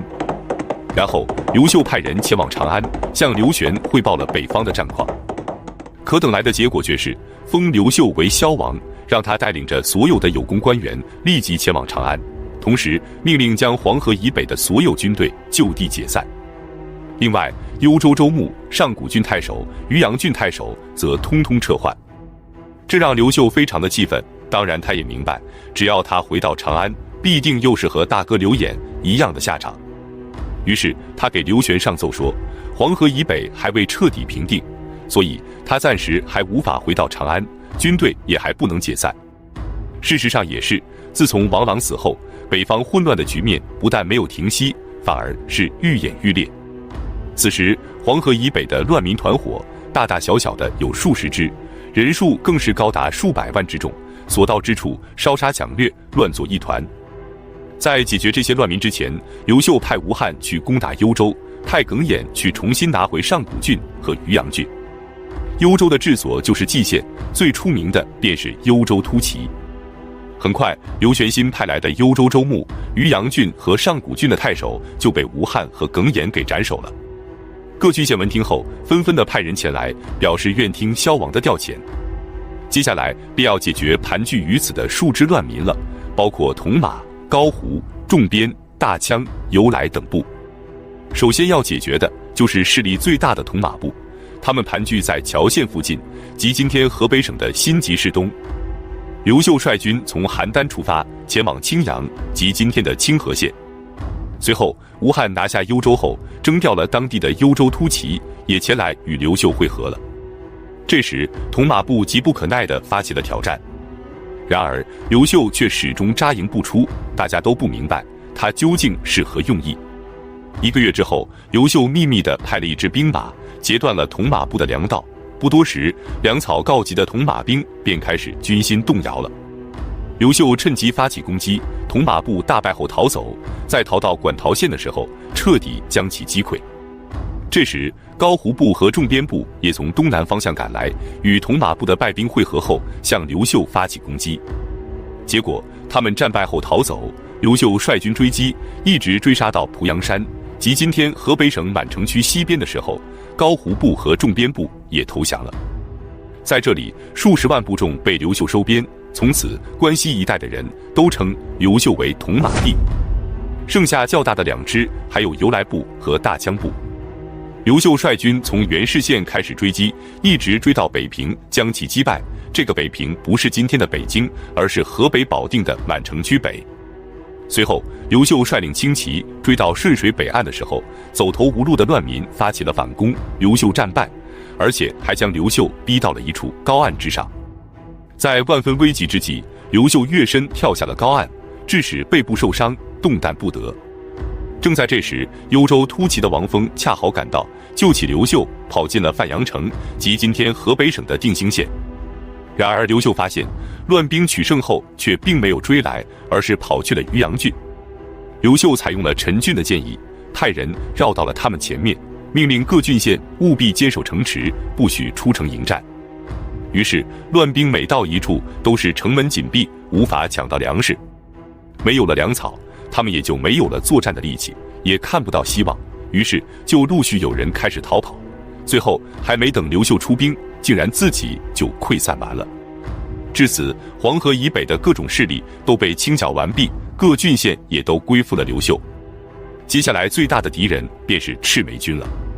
然而刘秀发现，赤眉军根本就没打算理他，而是率军攻入函谷关，去长安城找刘玄去了。刘秀认为赤眉军此次西征必定会吞掉刘玄，所以他必须在赤眉军攻下长安城之前抢占关中的地盘。于是他命令邓禹率领2万精兵进入函谷关，伺机而动。然后他便将矛头转向了洛阳城。至此，刘秀彻底平定了黄河以北的土地。而且在这个过程中，后来被称为云台28将的功臣们也陆续来到了刘秀的身边，包括功勋第一的邓禹、不战而屈人之兵的岑彭、大树将军冯异以及吴汉、寇寻、耿弇等等。那么接下来刘秀是如何拿下洛阳城的呢？我们下期接着讲述。刘秀平定了河北之后，本打算与赤眉军一决高下，然而赤眉军却并没有和他较量的意思，而是去攻打长安的刘玄去了。于是刘秀便把目标放在了洛阳城。洛阳有刘玄留下的30万大军，将领分别是李毅和朱伟，而他们2人又恰好是害死刘演的罪魁祸首。刘秀封寇寻为河内郡太守，去挡住北渡黄河的敌军，封冯异为孟津将军，沿着黄河北岸布防，随时紧盯洛阳城的动向。2路大军到达后，冯异认为李毅就是个吃里扒外的人，当年他是与刘演和刘秀一起起兵的，后来却投靠了刘玄，还给刘玄出谋划策，害死了刘演。于是他要想办法策反李毅，让李毅再背叛刘玄一次。他写信告诉李毅，赤眉数十万大军已经去攻打长安了，长安城朝不保夕，而刘秀则已经彻底平定了黄河以北，正在挥师南下，你还有必要为刘玄死守洛阳吗？不如现在投靠刘秀还来得及。没想到李毅果断地回信说，我原本就是和萧王刘秀一起起兵的，请您转告萧王，我愿意举兵投效，左其安邦。冯异见李毅回复得如此爽快，拿不准他是真的愿意投降，还是想耍阴谋诡计。为了试探他，冯异故意将大军调开，北上去攻打上党郡，拿下了2个县。结果李毅稳如泰山，并没有去偷袭冯异的大本营。随即，冯异又率军南下，拿下了河南郡里城高以东的13个县，收服了10余万降兵。结果，李毅依然按兵不动。这下，冯异彻底放心了，连忙给刘秀汇报。然而，刘秀给他的回信却不是让他继续招降李毅，而是让把李毅写给他愿意投降的回信抄送给各郡县的官员们传看。冯异没明白刘秀的意图，只能按要求去做。然而很快他就明白了，刘秀是要借刀杀人。当洛阳城的另一名将领，也是害死刘演的另一个主谋朱伟，得知李毅准备投降刘秀后，立即就派人刺杀了李毅。随即，洛阳城陷入了一片混乱之中，许多人都越城而出，前来投降。朱伟见此情形，觉得与其被刘秀困死在洛阳城，还不如主动出击，杀出一条血路。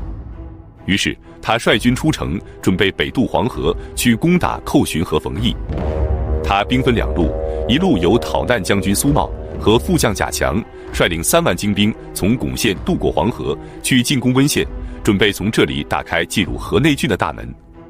另一路由他亲自率领去攻打冯异，目的是牵制住冯异，让他无法救援寇寻。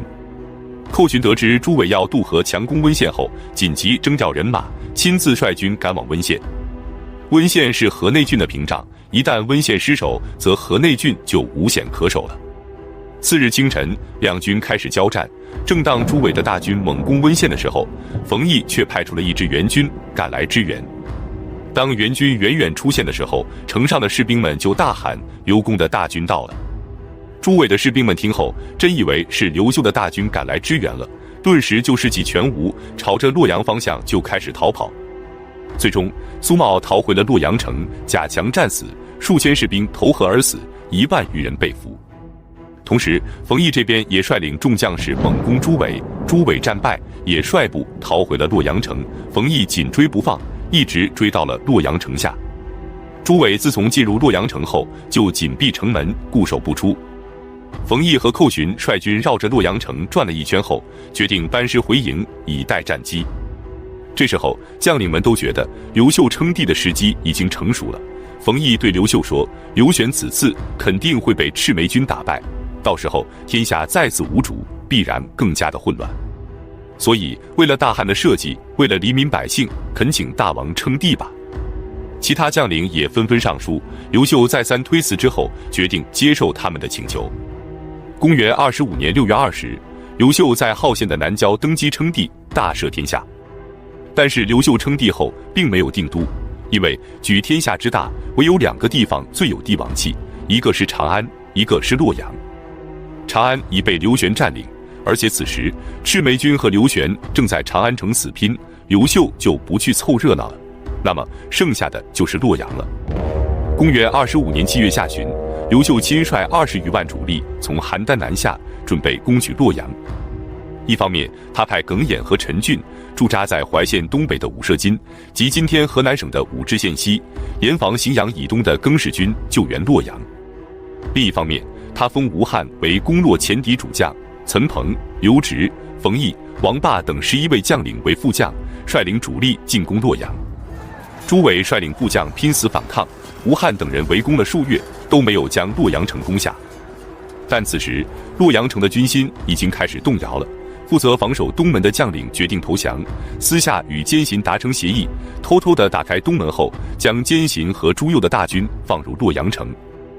闻讯赶来的朱伟率领守军与奸臣和朱佑展开激战，最终奸臣和朱佑被迫撤军。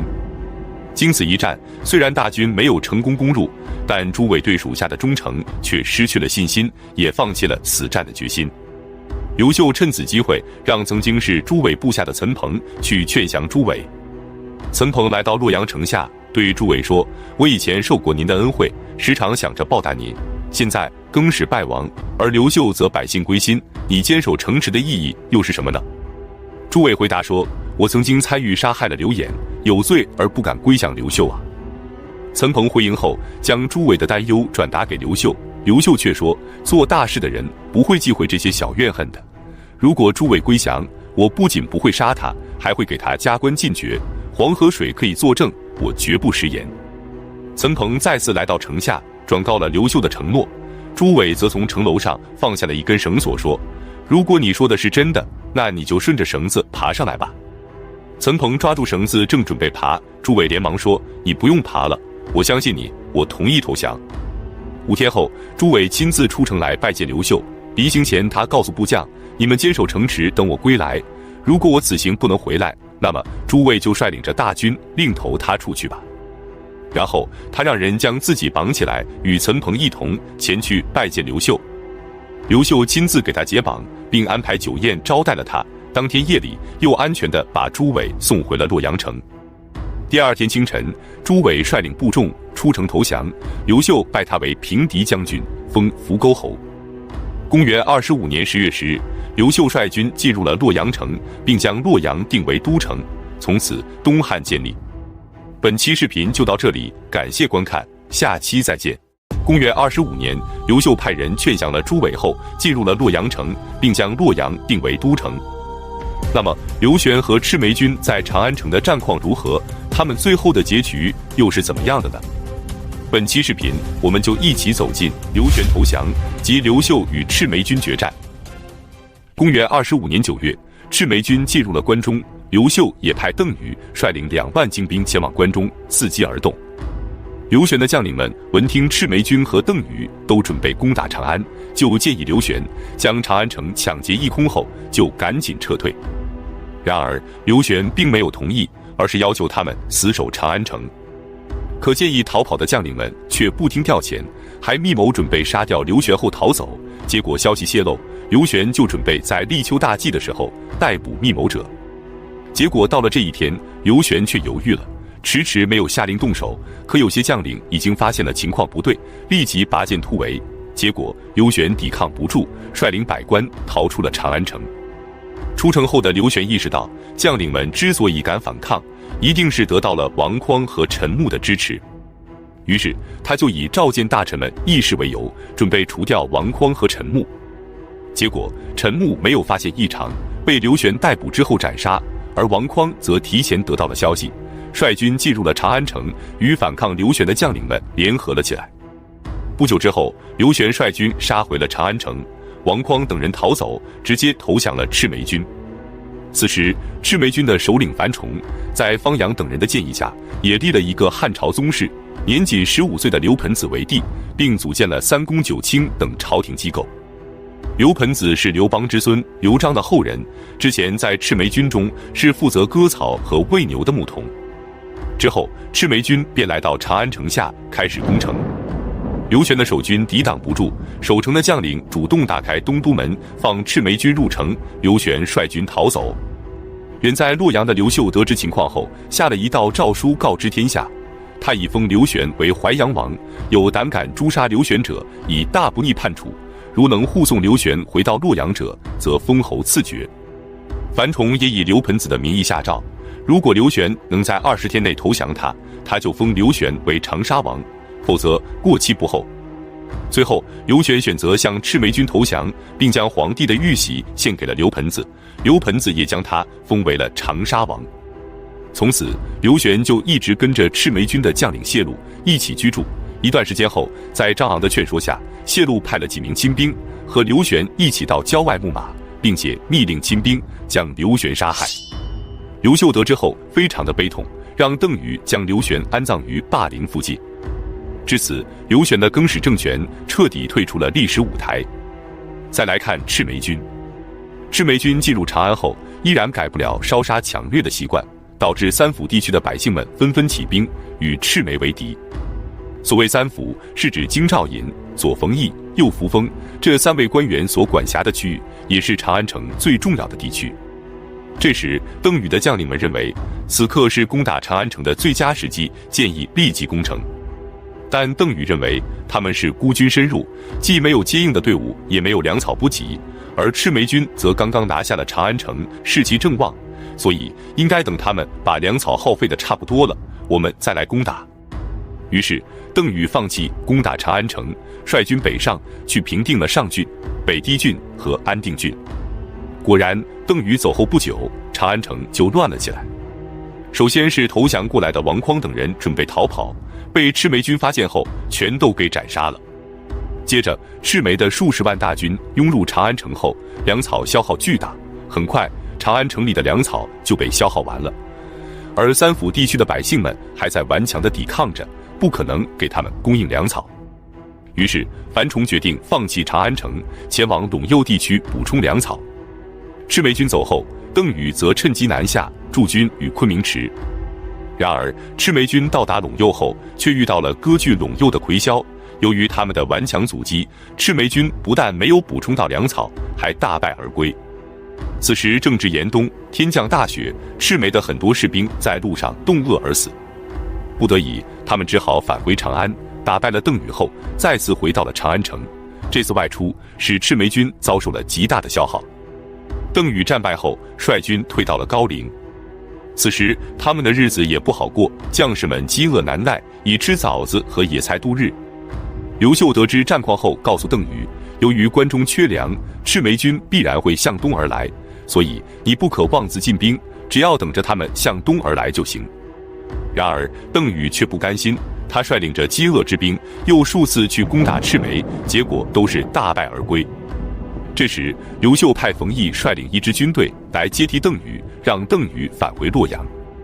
然而邓禹还是不甘心。公元27年春，邓禹率部来到了胡县，即今天山西灵宝市以西的黄河边上。他邀请冯异和他共同迎战赤眉，可冯异认为赤眉军现在还很强大，要想战胜他们，最好是能诱降，如果诱降不成，也只能智取，切不能硬拼。可邓禹不听劝告，率部与赤眉军再次大战，双方缠斗了一天后，赤眉军佯装战败，连粮草辎重都没拿就逃走了。邓禹的将士们好久都没有吃过饱饭了，看到赤眉军留下了大量的粮食后，就争相过去准备搬运，结果打开后发现里面装的全都是泥土。正在这时，赤眉军又重新杀了回来，邓禹大军手足无措，无法组织起有效的抵抗。正在这时，冯异率军赶到，赤眉军才被迫后撤。然而赤眉军撤走后，邓禹再次向赤眉发起反攻。这下赤眉军也被磨得失去了耐心，准备和邓禹大战一场，一举歼灭邓禹。当赤眉军从漫山遍野冲过来之后，邓禹的大军根本就抵抗不住，死伤了3000余人，其余的则四散奔逃。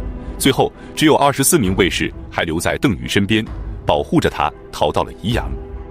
之后赤眉军又掉头去攻打冯异，冯异也被赤眉军打败，很多士兵连战马都丢了，只能徒步逃到小底，即今天河南洛宁县西北。在这里，冯异收集溃兵，又临时招募新兵，凑了数万人，准备和赤眉军决战。赤眉军得知后喜出望外，觉得刘秀派来的这2位将领应该是被他们给打疯了。于是赤眉前来应战，小底之战开始。冯异先派了一支人马主动发起攻击，赤眉军则只派了1万人前来迎战。结果冯异的前锋抵抗不住，只能让主力一起进攻。赤眉军见状也全军出击，双方从日出一直战到日落，竟然不分胜负。正当双方都已经精疲力尽的时候，突然从旁边又杀出一队人马，他们的装束和赤眉军是一模一样的，然而却并不是赤眉军，而是冯异安排的伏兵。这支伏兵的加入彻底打乱了赤眉军的阵脚，他们分不清哪些是自己人，哪些是假扮的赤眉军，而冯异的大军却能分得清。于是赤眉军不知道应该去砍谁，弄得手足无措，只能开始撤退。然而兵败如山倒，赤眉军在前面跑，冯异的大军在后面追，跑不掉的只能投降，最后投降的竟然有7、8万之众。此战让赤眉军再遭重创，加上粮草已经耗尽，他们只能转向东南去补充粮草和兵马，以摆脱困境。然而早在小底之战之前，刘秀就鉴于关中发生饥荒，魁骁的重兵又布防在陇右，所以他分析认为赤眉军必然会向2个地方撤退，一个是西安，即今天河南省的渑池县东，一个是宜阳，即今天的宜阳县西。于是他派侯进驻守西安，太耿兖驻守宜阳，等待着赤眉军的到来。果然不出刘秀所料，樊崇率领着赤眉军的主力正向宜阳逃来。刘秀得知后，亲率6路大军在宜阳布下了天罗地网。当赤眉军人披马乏地到达宜阳后，才发现前面是刘秀率领的6路大军，后面是冯异的追兵，他们已经是插翅难飞了。于是樊崇思绪良久后决定投降。他派刘盆子的大哥刘公与刘秀谈判，他对刘秀说：“我主刘盆子准备率领100万大军投降陛下，陛下准备如何安置他呢？”刘秀冷冷地说道：“我只能饶他不死，其他的一切免谈。”刘公只能灰溜溜地回去汇报。2天后，刘盆子率领百官，亲手捧着皇帝的玉玺和刘玄的7尺宝剑，献给了刘秀，赤眉军全部投降。然而清点人数的时候，才发现刘公所说的100万大军，其实只有10余万人。公元27年2月20日，刘秀从宜阳返回洛阳，并将樊崇等赤眉军首领以及他们的家人也全都带到了洛阳城定居，软禁了起来。同年，樊崇等人再度起兵，失败后被刘秀处死。至此，纵横山东10余年的赤眉军也彻底退出了历史舞台。刘秀继河北之后，又平定了关中地区。3月，刘秀派军占领了长安。本期视频就到这里，感谢观看，下期再见。上期我们讲到，刘玄投降了赤眉后被杀，赤眉也被刘秀战败后投降。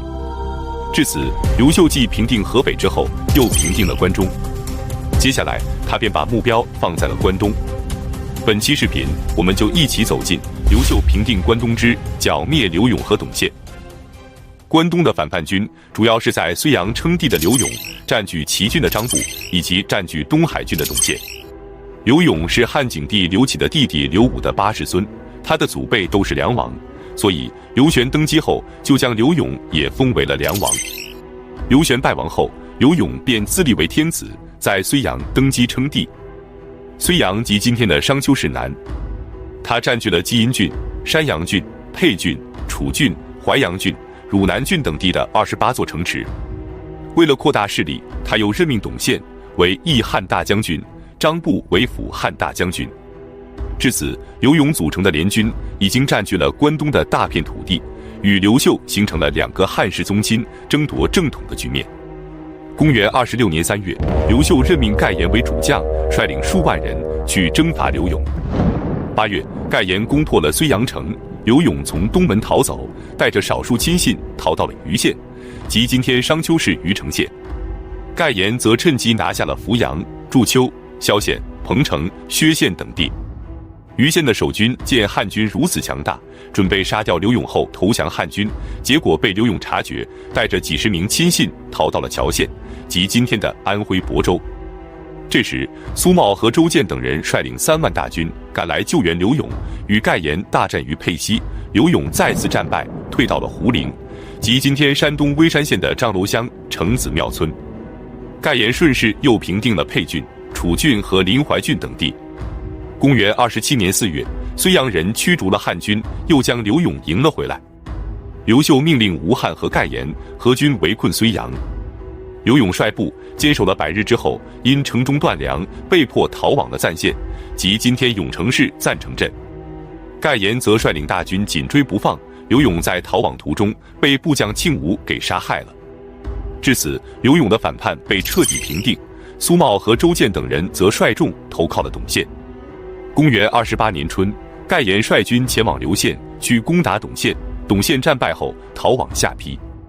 正在这时，刘秀非常宠信的将领庞蒙，由于刘秀下诏给盖延而没有给他，使他心生疑虑，决定起兵反叛。由于事发突然，盖延被他打败。随后，他就派人与董宪联系，双方结成了联盟，约定共同进攻陶城，以打通与张布的联系。于是，董宪派了3万大军北上，与庞蒙会合后，共同进攻陶城，即今天的济宁市东。刘秀听闻庞蒙反叛后，非常的恼怒，决定御驾亲征去收拾庞蒙。董宪得知刘秀御驾亲征，马上率领部将放弃下邳，退守兰陵。刘秀当时正在蒙县，他亲自率领着3000名轻装骑兵以及数万步兵，留下所有的辎重，日夜兼程赶往陶城。在到达康福县的时候，将士们非常疲惫，属下将领请求休整，但被刘秀拒绝，大军继续前进，来到了任城，即今天的济宁市东南。大军休整了1天后，将领们纷纷的请求出战，可这时刘秀却又不着急了，命令所有人不得出战。将领们都莫名其妙，他们日夜兼程地赶来，可到了战场后，刘秀却又不着急进攻了。不多时，庞蒙也派出大军前来叫阵，可刘秀依然按兵不动。庞蒙见状后，便放心地继续去攻打陶城了。然而，连续进攻了20多天，陶城依然没有被攻破。原来，陶城的将士们得知刘秀亲率大军赶来救援，军心更加的牢固，顶住了庞蒙的一轮又一轮攻击。就这样，庞蒙被拖了20多天，大军也已经是筋疲力尽了。这时，吴汉、王常、盖延和王霸等人陆续赶到，刘秀下令立即发起总攻。他亲自参加战斗，将士们见状也都拼命地冲杀。庞蒙和苏茂等人抵挡不住，率领残兵连夜撤退，投奔董宪去了。董宪得知后，率领着全部人马在昌虑县布阵阻击。同时，他引诱被称为武孝军的乱民驻防建阳，共同阻击刘秀。刘秀率领大军追到了波县，这里距离董宪的营垒只有100余里。这时，刘秀再次命令大军停止追击。属下将领难以理解，现在正是我军士气最旺的时候，一鼓作气便可剿灭敌军，为何又要停止呢？刘秀说，那些武孝军的乱民，只要他们粮草耗尽，就会不战而走，等到那时才是出兵的最佳时机。果然没多久，武孝军就因为董宪无法给他们提供粮草，便自行离开了。这时，刘秀亲自上阵，向董宪发起了攻击。战斗只持续了3天，董宪和庞蒙就支撑不住了，率领大军开始败逃，一直逃到了渠县，即今天的连云港市。随后，刘秀大军赶来，攻下了渠县，董宪和庞蒙战败后被斩杀。至此，刘秀平定了淮河流域的大片地区，关东只剩下了张布还在坚守。刘秀派耿弇去攻打张布。那么，耿弇是如何打败张布的呢？我们下期接着讲述。刘秀平定了刘勇和董宪之后，关东就只剩下了张布。那么，张布是如何被平定的呢？本期视频，我们就一起走进刘秀平定关东之猛人耿弇。公元28年5月，刘秀命令耿弇从涿郡出发去攻打张布。张布得知后，连忙将费祎封为济南王，屯兵于历下，即今天济南市的历下区。然后又分兵防守祝阿城，在今天淮阴区的玉府河畔。同时还在中城列营数十座，作为2城的后援。中城在今天长清县的西北。耿弇率军渡过黄河后，来到了祝阿城下，不到1天的时间就攻破了祝阿城，并故意放走败兵，让他们逃回中城，以动摇他们的军心。果然，中城的军民听闻了前方的战况后，异常的惶恐，纷纷的弃城东逃。于是，耿弇兵不血刃，又拿下了中城。之后，耿弇采取围点打援的计谋，假装去围攻据里，目的其实是引诱费祎率军来救。果然，费祎率领着大军赶来救援，而耿弇早已在半路埋藏了伏兵。费祎率军正在赶路，突然伏兵四起，大军被打得措手不及，阵脚大乱。此一战，费祎大军不仅战败，而且他本人也在战斗中被斩杀。随后，耿弇便率领大军前往临淄。临淄是张布的最后一道防线，一旦临淄失守，则张布就彻底无险可守了。于是他派了重兵防守临淄。临淄有2座城，一座是西安城，即今天的环台县东；一座是临淄城，即今天淄博市临淄区的齐都镇。西安城的守军有2万人，临淄城有1万余人，2城互为犄角，可相互驰援。然而，让张布万万想不到的是，耿弇竟然将大军直接开到了2城的中间。这样的驻军安排，在兵法上属于大忌。他无论去攻打哪个城，都会被另一个城的守军从后面偷袭，到时候必定是腹背受敌，疲于奔命。然而，作为老将的耿弇竟然不按兵法布阵，就这样大摇大摆地来到了2城中间，安营扎寨。随后，他命令大军休整5天，5天后向西安城发起总攻。西安城的守将是张布的弟弟张兰，他得知消息后，派人日夜巡逻，加固城防，准备迎接耿弇的强攻。第5天清晨，耿弇命令大军准备攻城。然而，让所有人都没想到的是，他准备攻打的并不是西安城，而是临淄城。将领们以为耿弇搞错了，连忙前来劝说。他们认为西安城的兵力强，如果现在去攻打临淄城，那么西安城必然会从后面偷袭，到时候敌军两面夹击，难以应付啊。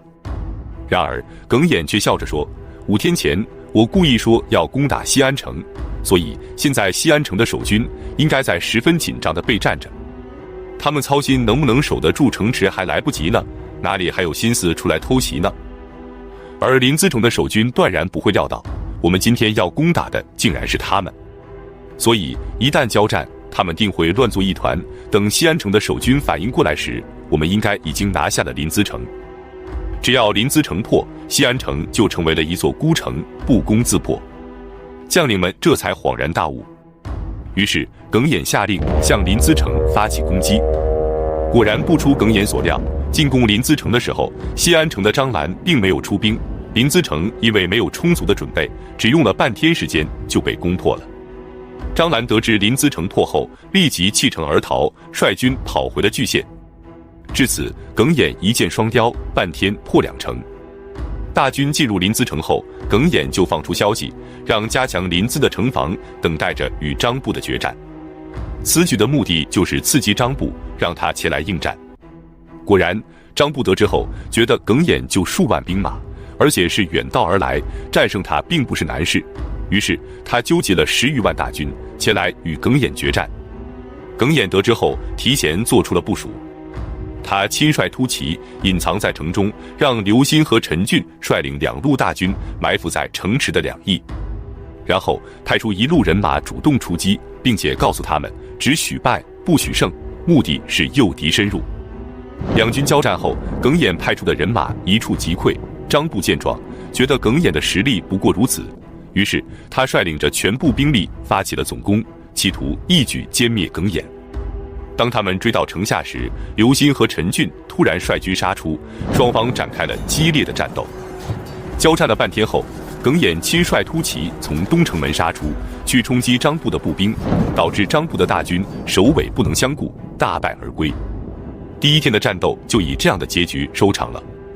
此时的刘秀正在鲁县，他得知耿弇正在被张部的大军围攻后，马上派人送来书信，让耿弇务必坚守城池。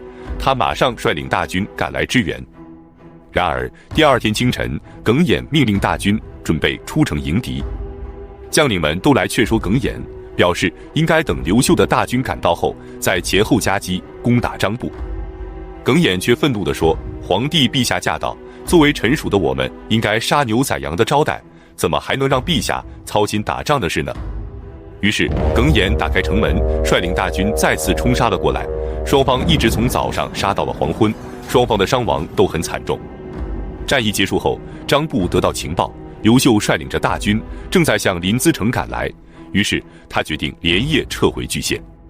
到了半夜，张部觉得汉军已经作战了1整天，此时应该已经入睡了，于是他率领大军带着所有的粮草辎重，成夜偷偷地撤走了。结果走到半路，突然伏兵四起，耿弇的大军从道路两旁杀出，张部的大军被打得措手不及，向莒县方向开始逃窜，而耿弇则穷追不舍，一直追到了陈妹水。在这里，双方再次展开激战。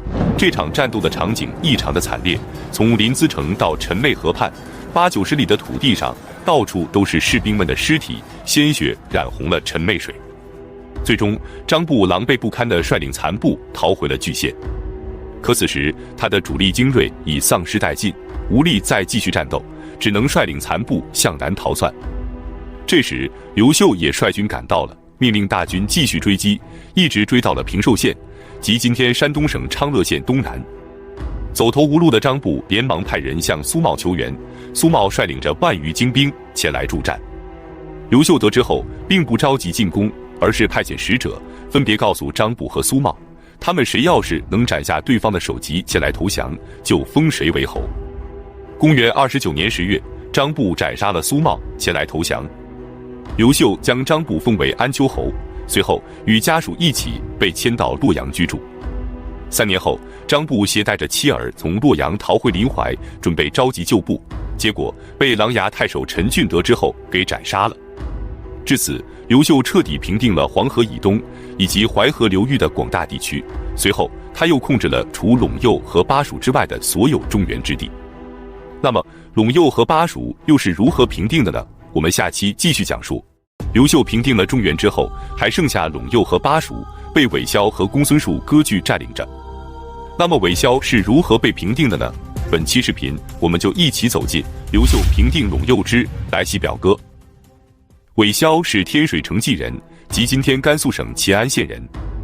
他出身于陇右的大族，年轻时就以知书通经而闻名于陇上。公元23年，韦骁的叔父韦崔等人在上邽起兵，上邽即今天的天水市。之后，众人推举韦骁为上将军，至此，他便成为了割据陇右的一股势力。公元26年，赤眉军前往陇右补充粮草，被韦骁打败，刘秀便派遣使者，封他为西州大将军。之后，公孙述也派人拉拢韦骁，封他为大司空和福安王。但韦骁认为公孙述与他地位相当，所以耻于向他称臣。刘秀平定中原后，便想联合韦骁共同出击公孙述，然而他却回复说，一方面他兵力单薄，另外北方的卢方倚仗着匈奴，一直对他虎视眈眈，所以他无法出兵伐蜀。韦骁之前与来西和马援的关系要好，于是刘秀就陆续地派他俩前去说服韦骁，让他入朝为官。但韦骁谦辞地回复，他自己无功无德，不敢为官。等到四方平定之后，他便打算告老还乡。公元29年，在来西的劝说下，韦骁派他的长子韦寻来到了洛阳，刘秀将他封为胡骑校尉、捐羌侯。公元30年，公孙述派兵攻打南郡，刘秀命令韦骁从天水郡南下，去攻打公孙述的背部，但被他再次拒绝。刘秀明白韦骁终归不肯为自己所用，便决定出兵讨伐。同年4月，刘秀命令耿弇等7位将领从长安出发，穿过陇山去攻打公孙述，并让盖言为先锋，先行出发。韦骁当然明白刘秀此次出兵的真实目的并不是公孙述，而是他自己，于是他派王元出兵阻击。当盖言的大军进入陇山后，王元就派人在后面砍伐树木，阻挡住盖言的退路，然后从正面突然发起攻击。盖言的大军拼死抵抗，最终才突出重围。至此，韦骁和刘秀彻底翻脸，陇右之战正式爆发。刘秀料到韦骁打了胜仗之后，必然会越过陇山向东进军，于是他命令耿弇率军进驻期县，即今天的滨州市；让冯异进驻旬邑，即今天的旬邑县；让季尊进驻迁县，即今天的陇县。果然，韦骁的大军越过陇山，兵分两路向东而来，一路去攻打迁县，一路则绕过期县，直接来攻打旬邑。冯异得知韦骁准备攻打旬邑后，命令大军急速行军，赶在他们之前进入了旬邑城，并躲藏起来。韦骁的大军以为旬邑城没有设防，便率军入城，冯异立即率军出击，韦骁军大败。同时，进攻迁县的大军也被季尊打败。这时，韦骁连忙派人给刘秀上书谢罪，说他属下的部将听闻汉朝大军逼近陇山，都惊恐自救，是自发行为，他没来得及管束。为了表达歉意，他愿意将缴获的所有战利品全部如数奉还。然而刘秀却回复他，我已年近40，非常讨厌这些浮语虚词，如果你诚心归附，我会赏赐你高官厚禄，如果你不愿意，就不必再回信了。韦骁知道刘秀已经看出了他的诡计，再无法拖延了，于是连忙派遣使者向公孙述称臣。公孙述非常高兴，封他为朔宁王，并派军前来支援。公元31年，有了公孙述的撑腰，韦骁再次率领3万大军穿过陇山，来到了阴盘，即今天长武县的西北。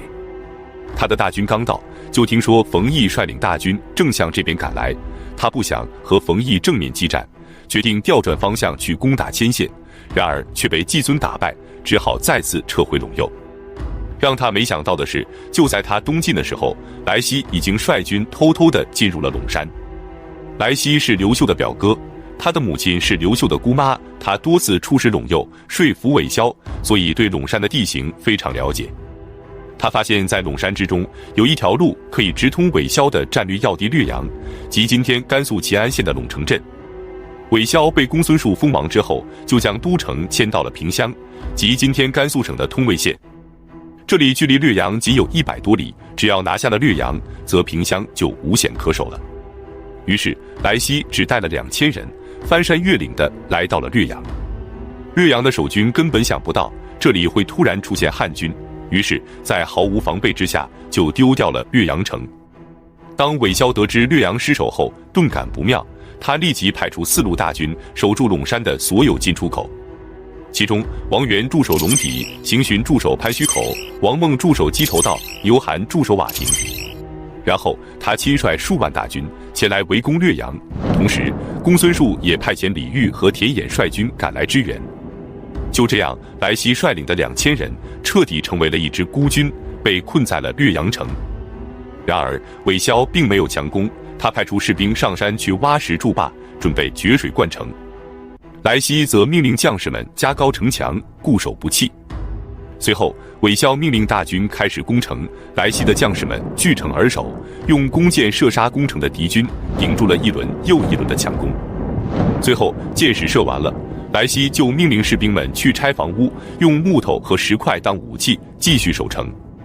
就这样，来西的2000人竟然坚守了略阳城1个多月。吴汉收到战报后，命令大军立即出击，去配合来西。然而刘秀却让吴汉把大军都撤回来。吴汉甚是不解，刘秀解释说，略阳城是韦骁的战略要地，他必定会倾尽所有精锐去攻城。来西拖得越久，韦骁的兵力就会越疲惫，等他们精疲力尽的时候，我们再突然出兵，便可一举拿下。随后刘秀决定御驾亲征，他率领大军抵达了高平县，即今天的宁夏固原县。到达这里后，他召见了投降过来的王遵，让他去策反牛韩。牛韩驻守的是瓦亭，在今天固原市泾原县大湾乡境内。王遵之前也是韦骁的部将，是被来西给策反过来的，而且他与牛韩曾经是好友。牛韩思考了几天后，决定投降刘秀。接着刘秀又陆续地策反了韦骁的13员大将以及10余万大军。韦骁得知众多将领都投降了刘秀后，决定放弃略阳城，率军撤往西县，即今天甘肃省礼县东北。刘秀再次派人给韦骁送信劝降，告诉他，如果现在投降，还能见到自己的儿子；如果非要学习英布，那我便成全了你。等了几天，韦骁还是不肯来降，刘秀便斩杀了他的长子韦寻。正在这时，洛阳传来消息，颍川郡有乱民起兵，刘秀需要返回洛阳。于是他命令吴汉和岑彭去围攻西县，让耿弇和盖延去围攻上邽。离行前，他再三叮嘱吴汉，陇山崎岖难走，军粮不好运送，所以人多反而是累赘，而且粮草消耗巨大，你不如只率领精锐前往，其余的士兵就让撤回吧。然而吴汉并没有听从，他认为一鼓作气便可拿下韦骁，不存在缺粮的问题。于是吴汉和岑彭便率军前来攻打西县。驻守西县的将领是韦骁属下的老将杨广，非常的勇猛，所以吴汉并没有贸然进攻，而是让岑彭率军去阻断谷水，也准备引水灌城。可没多久，老将杨广竟然病逝了。吴汉趁机发起猛攻，然而却久攻不下。时间长了之后，吴汉大军的粮草就告急了，士兵们吃不饱，就陆续有人逃跑，军心也开始动摇。正在这时，王元等韦骁的将领率领着5000人赶来救援。他们到达山上后，王元见汉军人数众多，就让士兵们大喊：“韦骁的100万大军已到！韦骁的100万大军已到！”本就军心不稳的吴汉大军听闻后，更加的惶恐不安。随后王元便率军从山上冲杀下来，汉军阵脚大乱，王元趁机冲进西县，保护着韦骁逃出了城池。此时汉朝大军粮草已耗尽，无法继续追击，于是吴汉和岑彭、耿弇和盖延都只能率领着大军东撤，回到了长安。公元33年春，韦骁逃到了蓟县的洛门，即今天甘肃武山县东北的洛门乡。他又病又饿，只能以大豆和米饭为食，最终愤恨而死。王元等人又拥立了韦骁的幼子韦纯继承了王位。8月，刘秀任命来西为主将，率领着冯异等5位将领再次征伐陇右。在此期间，冯异病死于军中。冯异是云台28将之一，屡立战功，为人谦逊。每当众将领们争功的时候，他总是一个人默默地坐在大树下，因此将士们称他为大树将军。2个月之后，来西攻下了洛门，周宗和邢询等人带着韦纯投降了来西，王元逃走。至此，陇右势力被彻底平定，只剩下了巴蜀之地的公孙述。那么，公孙述是如何被平定的呢？我们下期再讲。公孙述凭借着蜀道的艰险，便准备割据巴蜀，自立为帝。刘秀数次派人去劝降，都被他拒绝了。于是剿灭了韦骁之后，刘秀便把目标放在了巴蜀。本期视频，我们就一起走进刘秀平定巴蜀之公孙述的刺客。公孙述是扶风茂陵人，即今天陕西兴平人。公元14年，他被任命为蜀郡太守。公元24年，也就是刘玄称帝的第2年，他自立为蜀王。公元25年，也就是刘秀称帝的同一年，他在今天重庆市的奉节县筑城称帝。因为城中的井里经常会冒出白气，宛如白龙，因此便将此城命名为白帝城。公元35年3月，平定了陇右之后，刘秀便兵分2路，向公孙述发起总攻。一路由来西率领。他在洛门打败了韦纯后，韦纯率领众将投降，只有王元率众逃走，投奔了公孙述。公孙述封他为大将，让他和桓安一起驻守河池，即今天的甘肃省徽县。1年后，来西率军赶到河池，大败了蜀军。王元和桓安率众逃往阳乡，即今天四川省三台县。来西率军继续追击，桓安非常的害怕，连忙建议公孙述派刺客刺杀来西。公元35年6月，来西被刺客刺伤，他紧急派人叫来葛延。葛延看了来西的伤势后，伏地哀嚎。来西斥责道：“我要把军中的大事托付于你，你怎么哭得跟个小女孩一样？”接着，他强撑着伤势，给刘秀写了一封简短的奏章后，拔出被刺杀的刺刀，断气而亡。当刘秀收到来西的奏章后，不禁泪如雨下。不久后，来西的棺柩运回洛阳，刘秀身穿校服，亲自为他送葬。再来看另一路，由岑彭率领的水军。公元33年，也就是刘秀出兵的前2年，公孙述就派田荣等人占据了荆门和虎牙。荆门山位于今天湖北宜都市西北的长江南岸，虎牙山则位于长江北岸的虎牙滩。他们在江边搭基斗楼，江面上架起浮桥，水下立起船柱，以断绝水道，阻挡汉军。公元35年，岑彭和吴汉调集了6万士卒和水手，从金乡出发。金乡即今天湖北荆州市江陵县东。他们率军沿着长江逆流而上，来到了荆门。岑彭挑选了一批勇士，许以重赏，由偏将军鲁齐率领，负责去斩断浮桥。勇士们驾船直冲浮桥，然而战船却被江中的船柱给挡住了。情急之下，鲁齐一面率领勇士们死战，一面用火把焚烧船柱，最终浮桥被烧毁。岑彭见状，立即命令大军发起总攻，满江的战船压向荆门，蜀军顿时大乱，溺死者就达数千人。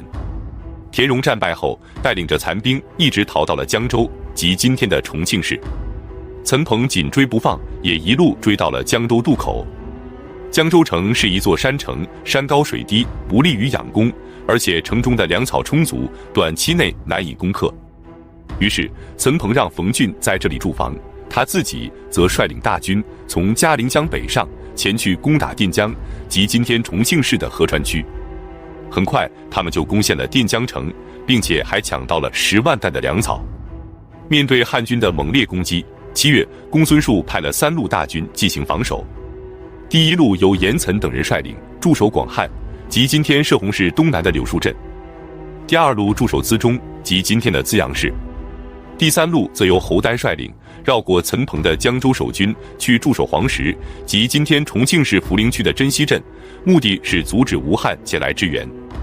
岑彭得知后，让臧公率领5万主力继续驻守垫江，牵制敌军，他自己则率军返回了江州。然而他却既不攻打江州，也不前往成都，而是顺江直下去攻打驻守在黄石的侯丹，以扫清长江的障碍。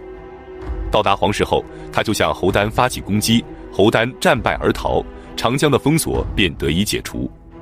随后他扬帆而上，仍然不打江州，而是日夜兼程，急行了2000余里去攻打舞阳，即今天彭山区的舞阳乡。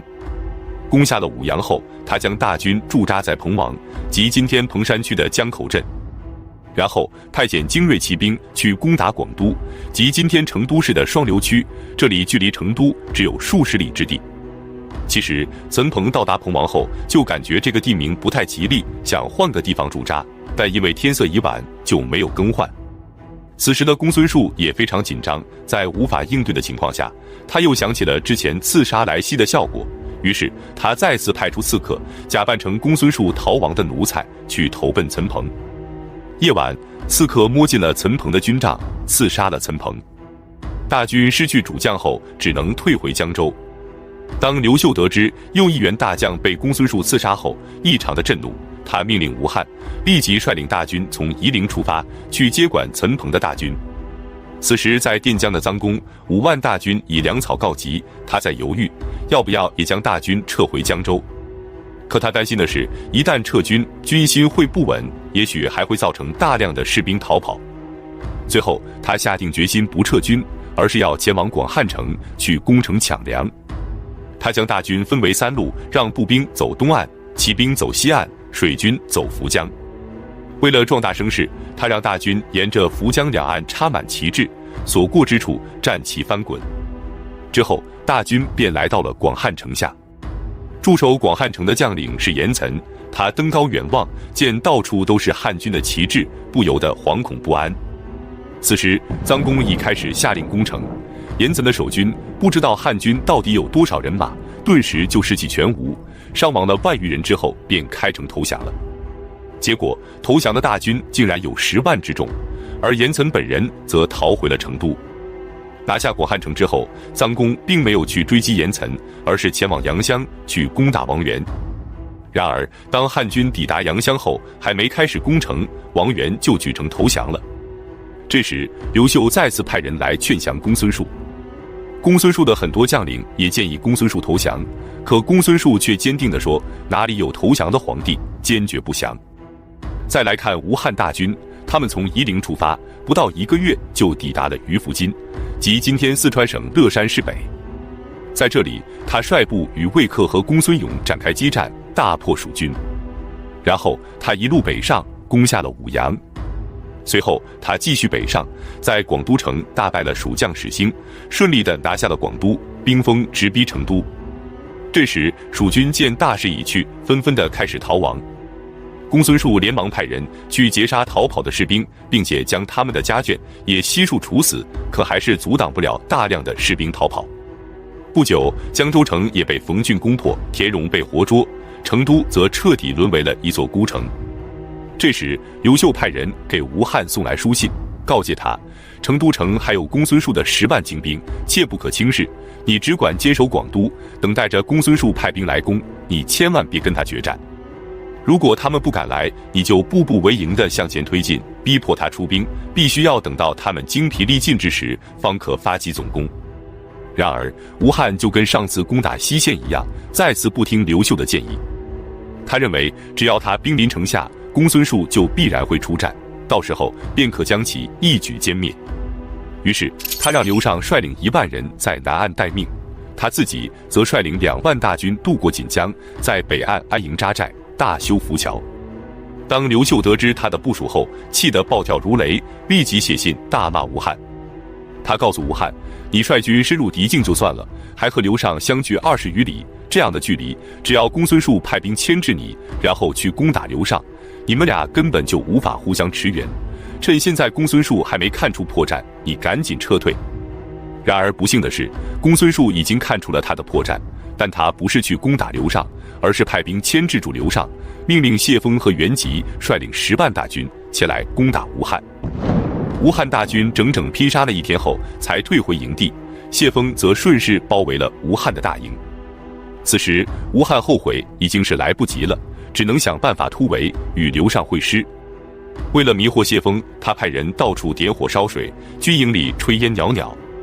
第3天夜里，吴汉命人悄悄地打开营门，神不知鬼不觉地撤退到了锦江南岸，顺利地与刘尚会师了。谢峰这才发现大意了，立即率军追击。两军再次展开激战，双方从清晨一直打到天黑，结果在战斗中，谢峰和袁吉双双被斩杀，蜀军战败。吴汉没有乘胜追击，而是听从了刘秀的建议，让刘尚驻守在锦江南岸，他自己则撤回广都，等待着公孙述来战。随后他给刘秀上书谢罪，刘秀则夸赞他撤得及时，并且告诉他，公孙述绝不敢绕过刘尚，直接来攻击你。这次你和刘尚的距离并不远，只要公孙述来攻打刘尚，你就赶过去支援，你以急兵之势破他疲兵之战，是绝对可以取胜的。果然，公孙述屡屡派兵来攻打刘尚，吴汉则及时地赶去支援，8战8胜，公孙述再也不敢出战了。随后，吴汉步步为营，来到了成都城外。这时，臧公搞定了王元后，也率军来到了成都。公孙述见汉军越打越多，甚是焦虑。严岑便给他献计，建议他散尽金钱，招募一批死士，与汉军来一次决战。公孙述听从了他的建议，招募了5000名死士，交给了严岑。严岑用臧公打败他的战术，派人在成都城插满战旗，然后派出大军去攻击吴汉。他自己则率领着5000死士，偷偷地来到了吴汉军营的背面，突然发起攻击。吴汉军没想到会被偷袭，营中立即大乱，吴汉本人也摔下马背，幸亏他牢牢地抓住了马尾，被马拖着才跑出了险境。重整兵马后，吴汉发现大军只剩下了7天的军粮，无法继续坚守，只能暂时撤军了。就在这时，张堪的到来改变了吴汉的计划。刘秀让张堪率领着7000名骑兵赶来支援吴汉，然而走到半路又追认他为蜀郡太守。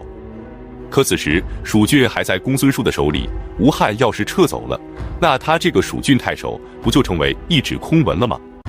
于是他极力地劝阻吴汉不要撤军，并且告诉他，你只要故意示弱，公孙述就必然会出城追击，只要他走出成都城，则必败无疑。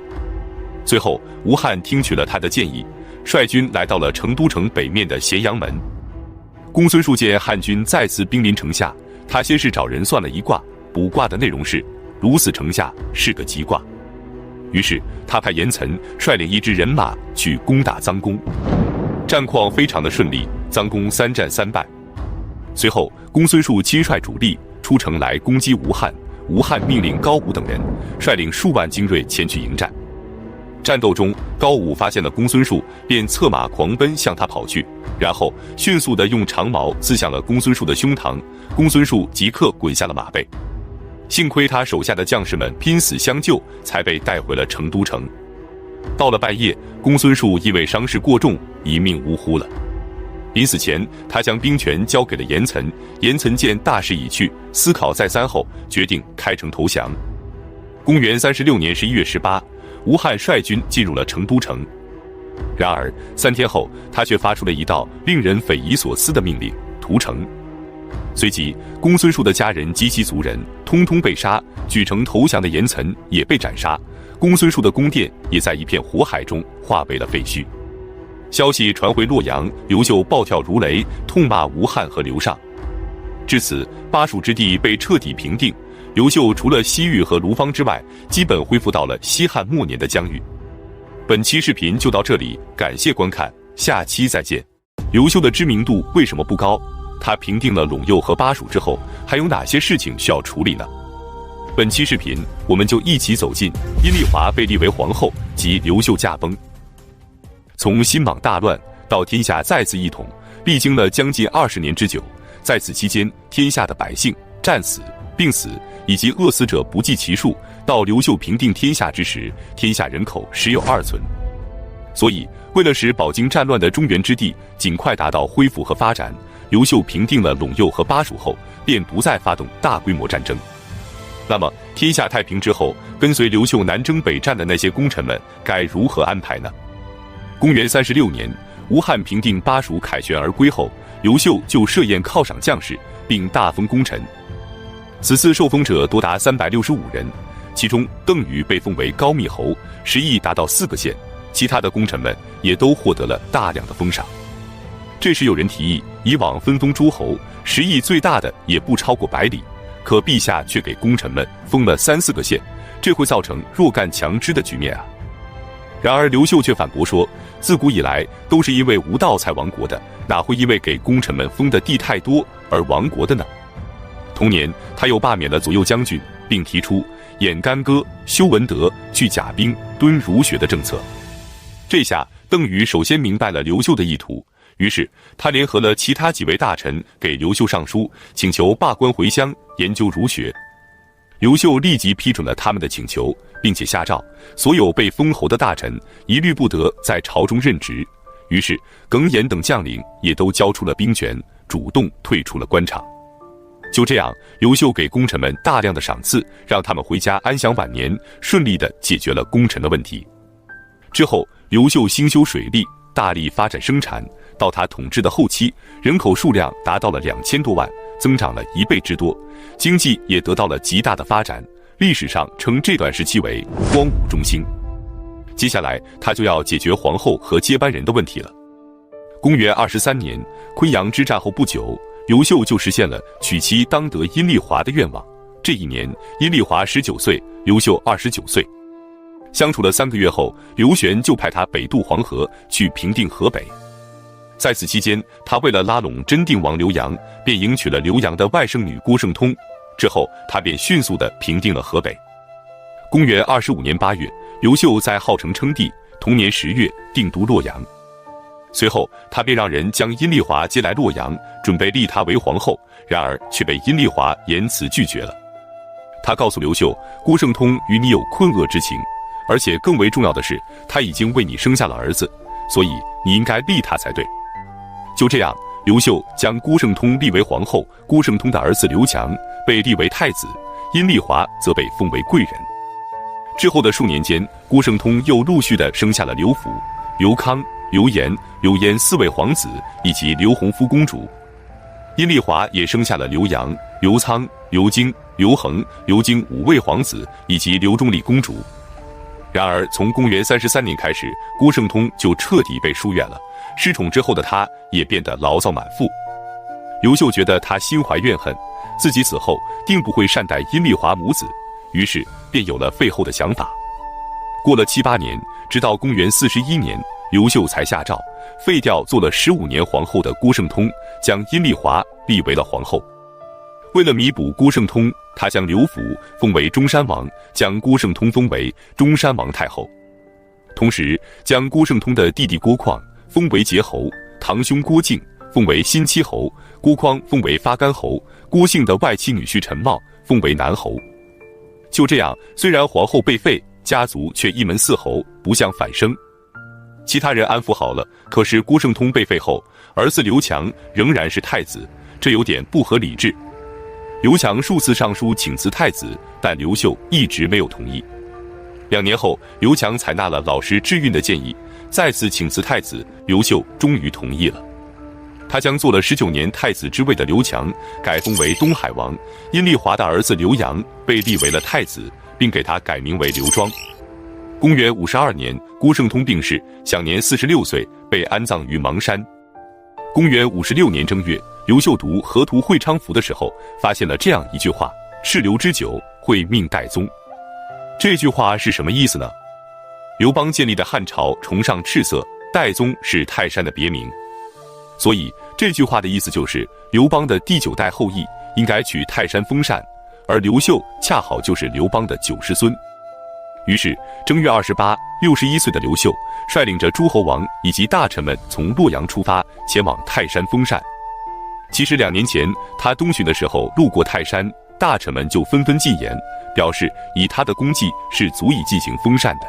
然而刘秀却说，即位30年，百姓怨气满腹，无谁欺天乎，所以没有同意。这次在封禅之前，他要先去拜祭孔子。于是2月初9，他们到达了山东曲阜，在孔子的故居进行祭拜，并给孔氏的后裔赏赐了酒肉。2月11，他们从曲阜出发前往泰山，12日到达泰山的南侧，在这里举行了盛大的疗祭仪式。随后他们便开始登山，抵达山顶时恰好是午后，刘秀换上隆重的风扇礼服，登上峰坛。之后他命人将刻着700字禅文的风扇碑立于坛上，举行了封禅仪式。至此，刘秀是继秦始皇和汉武帝之后第3位在泰山封禅的帝王。随后他们便返回了洛阳。第2年，即公元57年2月初5，光武帝刘秀在南宫前殿驾崩，享年62岁。他留下遗诏，要求后世都按汉文帝的规定办，务必节俭，40以及2000担的长吏都不准离开自己的城邑前来奔丧，也不准派官员或者通过驿站邮寄的方式前来吊唁。随后他被葬于园陵，即今天河南省孟津区白鹤镇的铁榭村。园陵南倚邙山，北临黄河，近山傍水，蓊蔚肃穆。同年3月，刘庄继位，即汉明帝。纵观刘秀的一生，他是一位雄才大略、堪称完美的帝王。然而，也正因为他的完美，导致文学及影视作品都很少提及他，人们对他的了解也就不太多。李世民评价他拨乱反正之主，皆年逾40，为光武帝，年33。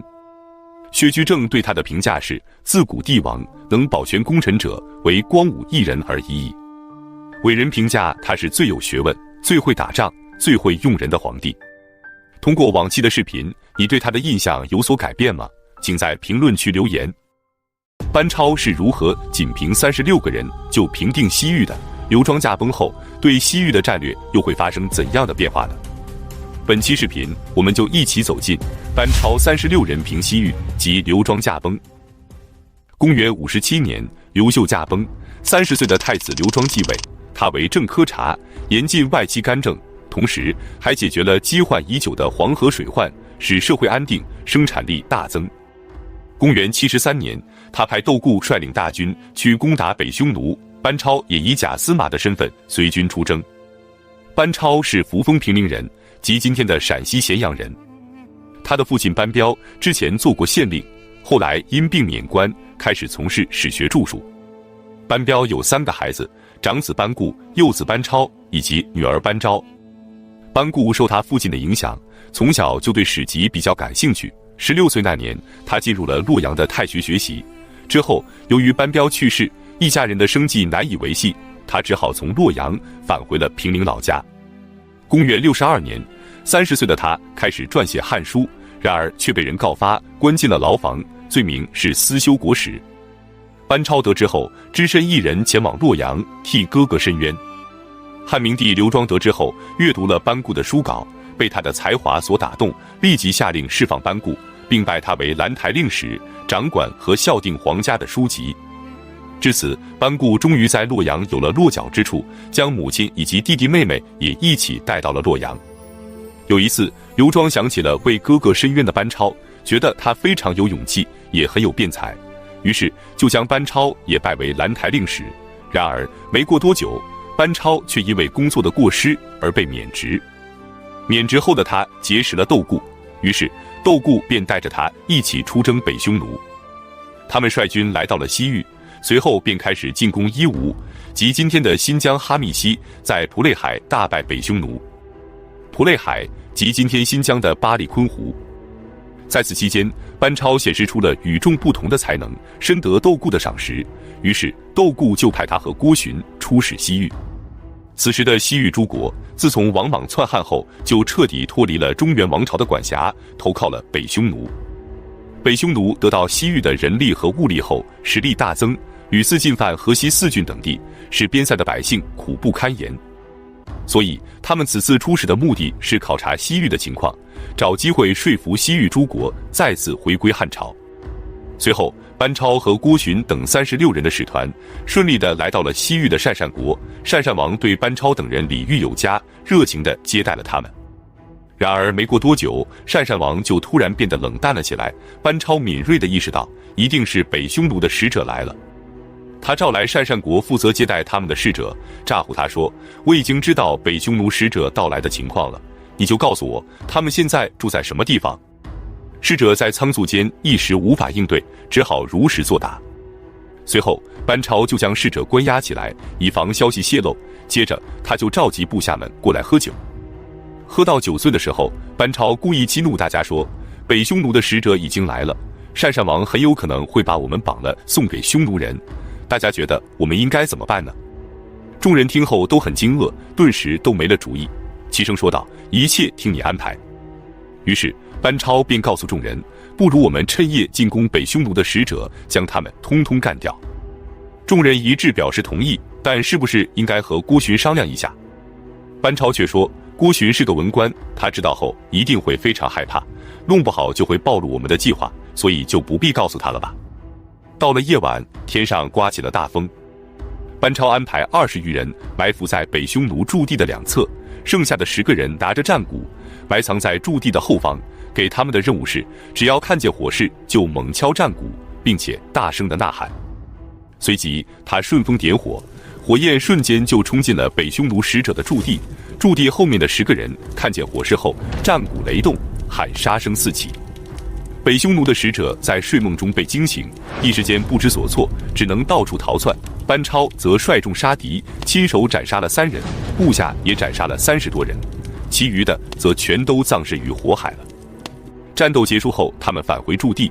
郭循得知了他们的行动后，起先是害怕，紧接着便是嫉妒。班超看出了他的心思，连忙告诉他：“你虽然没有参加行动，但功劳不会少了你的。”郭循这才露出了喜色。第二天清晨，班超邀请鄯善王前来参观匈奴使者的首级。鄯善王看过后大惊失色，立即表示愿意归附汉朝，并将自己的王子送到洛阳去当人质。随后，班超便率领众人从鄯善国返回了窦固的军营。窦固得知后非常高兴，立即给刘庄上书，建议让班超继续出使西域。刘庄也非常欣赏班超的勇敢和韬略，任命他为军司马，正式代表朝廷去说服西域归汉。临行前，窦固要给班超再增调些人马，但被班超拒绝。他说：“我只要上次的36个人就足够了，现在情况不明，一旦发生意外，人多了反而是累赘。”于是班超等36人再次向西域进发。不久后，他们就到达了于田国，即今天的新疆和田市。此时的于田王刚刚攻破了莎车国，成为了西域南道上的强国。北匈奴也派遣使者驻扎在于田，掌握着于田国的大权。所以班超到达后，于田王对他的态度颇为冷淡。之后，巫师告诉于田王，现在天神已经发怒了，唯一能解决的办法就是将汉使那匹黑嘴黄毛的好马献祭给天神。于是于田王就派宰相前来向班超讨要那匹宝马。班超非常痛快的就答应了，但有一个条件，就是需要巫师亲自过来把马牵走。没多久，巫师过来准备牵马，然而他刚想走，班超一刀便结果了他的性命，然后还把于田的宰相痛打了数百皮鞭才放走。于田王这才慌了，当即下令斩杀了北匈奴的使者，表示愿意归附汉朝。西域诸国闻听后，也纷纷答应归附汉朝，将自己的王子送往洛阳去当人质。至此，西域与汉朝中断了65年的关系，终于得以恢复。可西域诸国并不是铁板一块，尤其是以龟兹为首的诸多小国依然顽固不化。他们不但不愿意归附汉朝，还倚仗着匈奴的势力，派兵去攻打疏勒国。杀死了疏勒王之后，派了一个名叫兜提的龟兹人去做疏勒的国王，驻扎在盘陀城。公元74年，班超等人从小道前往疏勒国，在距离盘陀城90里的地方派田律去招降兜提。他告诉田律，兜提并不是疏勒人，所以疏勒国的士兵一定不会为他效命。如果他不肯投降，你就直接将他给我绑来。于是田律只身一人前往盘陀城去劝降兜提。兜提见田律只身而来，根本就没把他放在眼里，投降更是无稽之谈。田律见劝降无望，突然之间上前劫持了兜提。兜提压根就想不到，田律只身一人竟然敢在自己的地盘上劫持自己。兜提被劫持后，疏勒国的士兵果然不出班超所料，并没有拼死相救。于是田律便带着兜提快马加鞭回到了班超的驻地。随后班超便来到了盘陀城，将疏勒国的文武官员全都召集过来，宣布将之前被龟兹国杀掉的疏勒王的侄子立为国王。疏勒人非常高兴。新的疏勒王建议斩杀兜提，但班超却说杀了他也无济于事，应该让龟兹国感知我大汉的恩威。于是便释放了兜提，疏勒国便归附了汉朝。公元75年，汉明帝刘庄驾崩，享年48岁。死后，他被葬于显节陵，即今天河南省偃师区寇店镇的李家村西南。之后，他19岁的儿子刘达继位，即汉章帝。在此期间，燕齐国趁汉朝大丧之际，围攻了西域都护的陈穆，并将其杀害。龟兹和姑墨等国见状，也屡屡发兵去攻打疏勒国。于是，班超只能在盘陀城据守，与疏勒王互为犄角，艰难地应对着各国的攻击。就这样，他们竟然坚持了1年多。公元76年，刘达认为西域都护已死，只剩下班超独处边陲，恐难以支撑，于是便下诏让班超返回洛阳，准备放弃西域。班超接到诏书后，虽然无奈，但也只能奉旨而返。当疏勒国得知班超要走的消息后，举国上下尤为惊恐。都尉李严表示，班超一旦离开，疏勒国必定再次被龟兹所灭，他实在不忍看到，随即拔刀自刎而死。班超痛苦地离开疏勒国，率众前往洛阳。当走到于天国的时候，于天王及其百姓都放声大哭。他们说：“我们依靠汉室，就像孩子依靠父母一样，你们千万不能离我们而去啊！”很多人甚至抱住了班超的马腿，苦苦地挽留。这让班超的内心备受煎熬。从他自己的内心来讲，他也实在不愿意离开，但是圣旨难违啊。经过许久的内心挣扎后，班超竟然选择了抗旨，决定继续留在西域，率众又返回了疏勒国。那么，班超接下来还会经历哪些困难？西域能否被平定呢？我们下期接着讲述。上期讲到，西域都护被杀后，汉章帝刘达下诏让班超也返回洛阳。班超遵照旨意从疏勒出发，可当他走到于田的时候，于天王及其百姓苦苦哀求，班超思虑再三之下，竟然选择抗旨不遵，再次返回了疏勒。那么，班超的这个决定会对西域产生什么影响呢？本期视频我们就一起走进班超平定西域的过程及该英出使罗马。公元76年，班超离开疏勒走到于田，在这短短的几天之内，疏勒的2座城池就归降了龟兹，并且与芋头联合起来，意图叛乱。可让他们没想到的是，班超竟然回来了。很快，班超就将反叛的首领逮捕，接着打败了芋头国，斩杀了600多人，疏勒国再次安定了下来。公元78年，班超从西域各国征召了1万多人，攻破姑墨，斩杀了700多人，龟兹彻底被孤立了。公元80年，班超给汉章帝上书，提出了平定西域的战略主张。他表示，现在居弥、莎车、疏勒等国都愿意归顺汉朝，只有燕齐和龟兹2国不肯归附。其实，莎车和疏勒2国的田地肥广，草茂处繁，朝廷只要在这里驻军，粮食就可以自给自足，不会耗费朝廷的财力和物力。只求朝廷能给臣正式任命，臣愿意誓死平定西域。万一要是成功了，臣也死而无憾了。刘达收到班超的奏章后非常满意，立即任命徐干为代理司马，率领1000人前去增援班超。然而，莎车这个墙头草认为没有汉朝支持，班超是斗不过龟兹的，于是便投降了龟兹。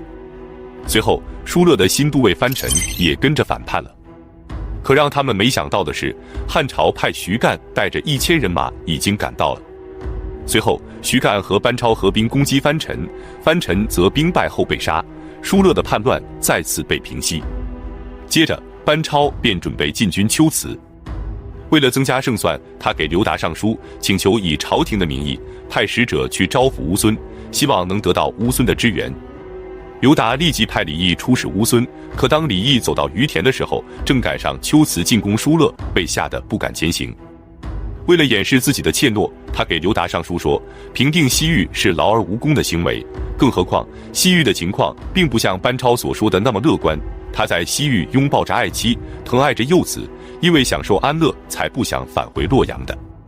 班超听到这个消息后悲叹不已，只能痛苦地决定让妻子离开自己。很快，刘达就收到了李毅的奏书，看过之后，他立即下诏痛骂李毅，让他少啰嗦，立即去找班超报道，以后所有的行动都听班超调遣，至于你是留在西域还是返回洛阳，也由班超决定。这下李毅彻底傻眼了，只能忐忑不安地来见班超，班超也没为难他，只是让他带着乌孙的王子返回洛阳去吧。李毅走后，徐干问班超，李毅如此毁谤你，你怎么不按照陛下的旨意把他留下来呢？班超说，我如果只是为了泄私愤图快意把他留下来折磨他，那我还算是忠臣吗？公元84年，刘达又任命何公为代理司马，率领800人去增援班超。接下来，班超便准备征调疏勒和于田的兵马进攻莎车。莎车王听闻后，立即派人用重礼去贿赂疏勒王和康居王。结果疏勒王叛乱，占据了乌吉城。班超立即又新立了一个疏勒王，调集兵力准备进攻乌吉城。然而正在这时，康居国却派出精兵去帮助老的疏勒王，致使班超久攻不下。当时大越之人已经建立了贵霜帝国，并与康居和亲，于是班超便派人给越之王送上厚礼，让他去劝说康居王罢兵。康居王给越之王面子，不仅答应撤军，还把老疏勒王也给带走了，于是乌鸡城被收复。随后越之王派遣使者给班超送来厚礼，表示想迎娶汉朝的公主为妻，两国和亲。然而却被班超给拒绝了，从此越之王就对班超怀恨在心。康居王得知班超竟然不给越之王面子，于是再次站在了班超的对立面，给老疏勒王借了一些兵马，让他据守损中，与龟兹达成密谋，然后派人向班超诈降。可他的这点伎俩被班超一眼就给看穿了，于是班超将计就计，答应了他投降。老疏勒王大喜，轻装简从来见班超。班超为他举办了盛大的酒宴，宴席进行到一半的时候，班超突然下令斩杀了老疏勒王，他的部众也被击败。公元87年，班超征调于田等蜀国的士兵2万多人，准备再次攻打莎车。龟兹王得知后，立即联合了温宿以及姑墨和芋头等国，合兵5万来救援莎车。得知消息后，班超召集将领们前来商议。他说，现在的情况是敌强我弱，一旦开战，我们的胜算不大，不如都各自散去吧。于田的将士们向东撤回，剩下的跟着我往西撤。到了夜半时分，大家听到鼓声后便各自出发。随后他又安排人故意放松对龟兹国俘虏的看管，让他们也各自逃散吧。俘虏们逃回去之后，立即将班超的安排告诉了龟兹王。龟兹王大喜，决定派温宿王率领8000人去东边阻击于田王，他自己则亲率1万骑兵在西边截杀班超。然而到了鸡鸣时分，班超却命令所有大军立即出发，兵锋直指莎车王的大本营。原来班超跟他们玩的是调虎离山之计。龟兹王还是不够了解班超，当年他带着36个人都敢斩杀匈奴使者，逼着国王投降，现在他有2万人，怎么可能逃跑呢？他更没想到的是，班超不但不会逃跑，还准备主动出击去攻打他的大本营。然而他的大本营根本就没有设防。面对班超的2万大军，大本营的将士们只能逃亡，班超则率军追击，不但斩杀了5000多人，还缴获了大量的马匹、辎重以及财物。龟兹王这才发现上当了，可此时没有了粮草辎重，也只能率众而返了。莎车王没了靠山，也只好投降。此战过后，班超再次威震西域。公元88年，汉章帝刘达驾崩，享年33岁。他死后被葬于敬陵，位于河南省洛阳市偃师区寇店镇郭家岭村西南。随后，年仅10岁的太子刘肇继位，即汉和帝。公元90年，大月支的父王率兵7万越过葱岭来攻打班超。面对远超于自己几倍的兵力，班超的将士们异常的惶恐。然而班超却说，越支的兵力虽然多，但他们是跋涉千里，翻越葱岭而来，他们的粮草运输极为不便，只要我们收好粮食，坚守不出，用不了几10天，他们就会因为缺粮而撤退。因此面对大月支的数次进攻，班超都是据城而守，就是不出城跟他们交战。他们想抢掠粮草，却发现粮草都在城里，攻不下城池就抢不到粮草。时间拖得越久，月支的7万大军就越是进退两难。过了一段时日，班超觉得他们的粮草应该差不多要耗尽了。此时，他们唯一的希望就是派人向龟兹求救。于是，班超派出几百名士兵提前埋伏在半路。果然，月支的使者带着大量的金银珠宝前往龟兹求援。走到半路，班超的伏兵从路边跃出，斩杀了使者后，还将首级送给月支的父王。这下，月支的父王才意识到他遇到猛人了。7万大军如果再不撤退，恐怕要全军覆没了。于是，他只好派出使者向班超请罪，希望能放他们一条生路。班超也不和他计较，让他们放心的走吧。从此，月支再也不敢出兵西域，每年都向汉王朝进贡。公元91年，龟兹、姑墨、温宿等国也投降了。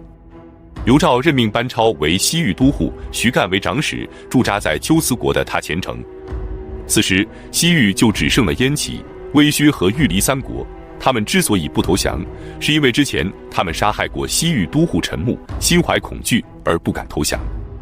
公元94年，班超征调了龟兹和鄯善等8个属国的7万人，向3国发起进攻，3国被迫投降。至此，西域的50多个国家全部归附汉朝。汉和帝为了表彰班超的功勋，封他为定远侯，10亿千户，而西域诸国更是称班超为西域的万王之王。至此，放眼整个西域，再也没有了班超的对手。接着，他便把目光放在了西方的罗马帝国。公元97年，他派甘英出使罗马，准备与罗马帝国建立联系。甘英率领使团从龟兹出发，他沿着之前张骞走过的路线，翻越葱岭，进入了大渊，然后从月支人建立的贵霜帝国来到了安息帝国，再经过阿蛮、斯宾、于罗等地，到达了地中海沿岸。然而，当他们走到这里时，因为受到了安息帝国的阻挠，没有能够渡海到达罗马帝国。迫不得已，甘英只能向北而行，然后再转向东，走了60多天，去到目录和吐火罗，最终又返回了西域。此次出使虽然没有到达罗马，但拓展了丝绸之路的贸易路线。从此之后，丝绸之路将一直延伸到了地中海，进一步加强了中原王朝与中亚和西亚以及罗马帝国的联系。甘英也成为了第一位到达地中海的中国人。公元102年，安息帝国要派遣使者给汉朝进献鸵鸟和狮子，班超便派遣儿子班勇跟随前往洛阳。公元100年，年老的班超思念故土，上书汉和帝，请求返回洛阳。妹妹班昭也上书给二哥求情，于是汉和帝下诏同意班超回朝。公元102年8月，在西域坚守了31年的班超终于回到了洛阳，汉和帝任命他为摄生校尉。同年9月，班超在洛阳病逝，享年71岁。至此，班超结束了他光辉灿烂的传奇人生。他为大汉王朝立下了汗马功劳，也是我们中华民族的骄傲和功臣。本期视频就到这里，感谢观看，下期再见。窦宪是如何将北匈奴彻底赶出亚洲的？匈奴人最后又是如何消失的呢？前2期我们讲了班超平定西域的过程，那么他的哥哥和妹妹又是如何写成《汉书》的？本期视频我们就一起走进《匈奴去哪了》及班固写成《汉书》。公元89年，汉军兵分3路征伐北匈奴。第一路，窦宪和耿炳各自率领4000骑兵，与南匈奴的左路离王率领的万余骑兵会合后，从朔方郡的基路塞出兵。基路塞位于今天内蒙古邓口县西北的哈萨格峡谷口。第二路，由南匈奴单于率领万余骑兵从满夷谷出兵。满夷谷在今天内蒙古固阳县境内。第三路，由邓弘率领着归附汉朝的羌胡8000骑，以及南匈奴左贤王率领的万余骑，从固阳塞出兵。固阳塞也在固阳县境内。3路大军的会师地点是卓爷山。卓爷山即今天蒙古国的额德伦金山，位于蒙古国的西部，阿尔泰山的东脉。在大军到达之前，我们先来了解下此战的主将窦宪。窦宪是窦太后的哥哥。由于汉和帝刘肇只有10岁，所以朝政由窦太后把持，窦宪便受到了重用。他他本来就是个飞扬跋扈的人，连沁水公主的田地都敢强买强卖，得势后更是满朝文武没人敢得罪他。就在这时，都乡侯刘畅却让他产生了忌惮。刘畅是在吊唁汉章帝刘达的时候被窦太后看上的，从此两人便经常在后宫私会。有了窦太后的恩宠，刘畅便逐渐在朝堂上崭露头角，这让窦宪非常的担忧。他担心妹妹过于宠溺刘畅而忽略了自己，于是就派人刺杀了刘畅。得知自己的情人被杀，窦太后大怒，立即让窦宪去追查凶手。窦宪怎么可能自己查自己呢？于是将罪责都栽赃给了刘畅的弟弟刘刚。然而由于大臣们的掺和，使窦宪的阴谋败露，窦太后非常愤怒，立即将窦宪囚禁于内宫之中。正在这时，已经归附了汉朝的南匈奴请求朝廷出兵，共同讨伐北匈奴。窦宪得知后，主动请求出兵，准备将功赎罪。于是窦太后便同意了他的请求。这时58岁的班固正辞官守孝在家，他得知消息后也准备建功立业，于是便投附窦宪。窦宪任命他为中护军，参与军中谋议。汉朝3路大军原本的会师地点是卓爷山，可当他们走到基洛山，即今天蒙古国的阿尔察博克多山的时候，耿炳的弟弟耿奎竟然意外地发现了北匈奴单于的大军。此时耿奎率领的是南匈奴的万余骑兵，于是他率军发起攻击，北匈奴则被打得措手不及，大败而逃。随后其他几路大军也陆续赶到，经过商议后，窦宪下令继续追击北匈奴。他们一路狂追，一直追到了斯曲北堤海，即今天蒙古国巴彦洪格尔城西南的本察干湖。在这里，他们竟然找到了北匈奴的驻地，汉军的数万大军立即发起攻击。北匈奴单于见状，立即率军逃走，来不及逃跑的士兵则被斩杀了13000多人，缴获的家畜有上百万头，俘虏更是连绵无际。清点后发现竟然有20余万人。没想到洛阳城里的混世魔王窦宪竟然立了如此大的功勋。接着窦宪派人继续追击北匈奴单于。不久后，他们就在西海，即今天蒙古国科布多城的哈喇湖，找到了北匈奴单于，劝他投降。单于见无处可逃，便答应与汉朝修好，跟随窦宪的大军到洛阳城去朝见汉朝皇帝。于是窦宪下令撤军，准备返回洛阳。走到燕然山，即今天蒙古国杭爱山的时候，窦宪和耿奎率众登山。他要仿照当年霍去病的封狼居胥登山告天，宣扬大汉的气魄。他命人在燕然山上立下石碑，让班固在上面刻字，记载此战的丰功伟绩。于是班固纵横挥笔，写下了著名的燕然山铭：朔王师西，征荒邑，剿凶虐西，解海外。炫其渺兮，艮地界，封神丘兮，见龙可，西地载兮，震万世。之后他们便率军返回洛阳，可当北匈奴的单于听说汉军已经入关后，立即就反悔了，派自己的弟弟跟随汉军前往洛阳，他自己则率军离开了。窦宪回到洛阳后，窦太后非常高兴，立即封他为大将军、武阳侯，10亿2万户。虽然加官进爵让窦宪非常高兴，但北匈奴的单于忽悠了他，还是让他感到气愤。于是他让单于的弟弟回去告诉单于，让单于亲自来到洛阳朝见汉朝皇帝。然而单于的弟弟走后就没了消息。第2年，即公元90年，窦太后再次下诏封窦宪为冠军侯。同年7月7日，窦宪再次出征，前往凉州，准备去擒拿北匈奴单于。单于得知后，连忙派出使者求情，说他早就想去洛阳了，可是山高水远的，一直拖着没有去成，现在他愿意投降，并亲自前往洛阳。10月，按照双方约定好的时间和地点，窦宪派遣班固前往斯曲北堤海去迎接单于。然而班固在这里空等了数天后，不见单于前来，只能率军而返。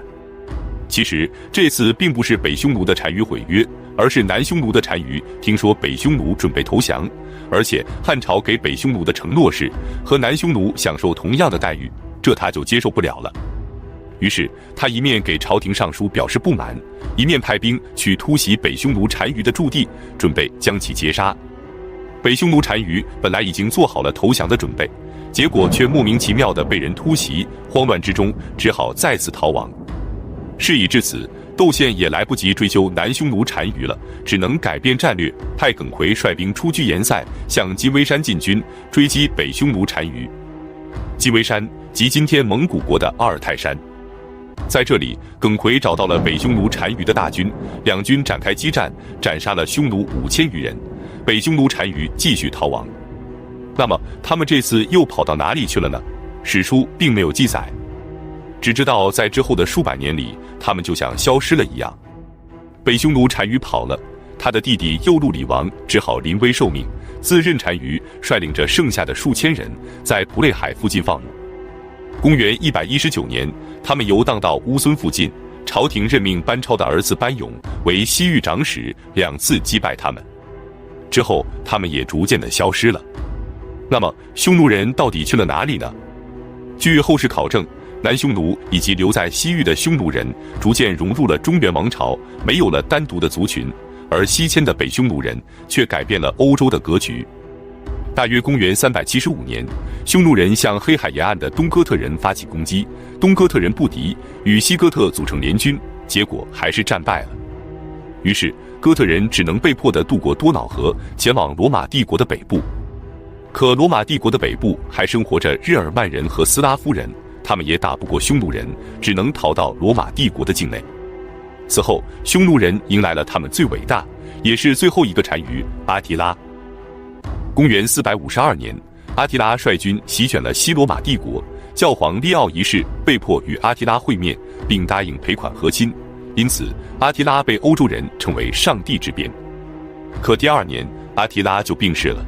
随着他的逝世，他在欧洲建立的帝国也逐渐瓦解，匈奴人也逐渐退出了历史舞台。那么，匈奴人为何会消失呢？一方面，他们西迁后，中原的史书就不再记录他们了，而他们自己又没有文字，所以也没办法自己记录。另一方面，西方的历史不像中国古代的历史那么详细，所以也没有记录他们，因此他们就处于消失的状态。现在有一种说法是，匈牙利人的一部分是匈奴的后裔，土耳其人的一部分是突厥人的后裔。但其实，匈奴本就不是单一的民族，而是由草原上各个游牧民族组成的共同体。他们在西迁的过程中，经历了复杂的演变过程，与各种不同的民族产生融合，最后都融入了其他的民族，并没有统一的单种族遗留下来。说完匈奴，我们再回头来看窦宪的结局。他自从平定了匈奴之后，就仗着外戚的身份以及赫赫战功，变得更为骄纵，与窦氏子弟以及亲信为非作歹，专横跋扈。对于他们的犯法行为，主管官吏也只能忍气吞声，不敢举奏。跟随他出征的耿奎、郭黄、班固等人也都受到了重用。至此，朝廷政令皆出于窦氏，权势滔天，连皇帝都不放在眼里，引起了大臣们的强烈不满。公元92年，汉和帝刘肇14岁，他在中常侍郑重等人的支持下，准备除掉窦宪。6月23，得知窦宪准备从外地返回洛阳，刘肇亲临北宫，让大红炉持节到郊外迎接窦宪。窦宪进城后，刘肇立即下令关闭城门，将邓蝶和郭黄等窦宪的党羽悉数逮捕，然后下狱诛杀。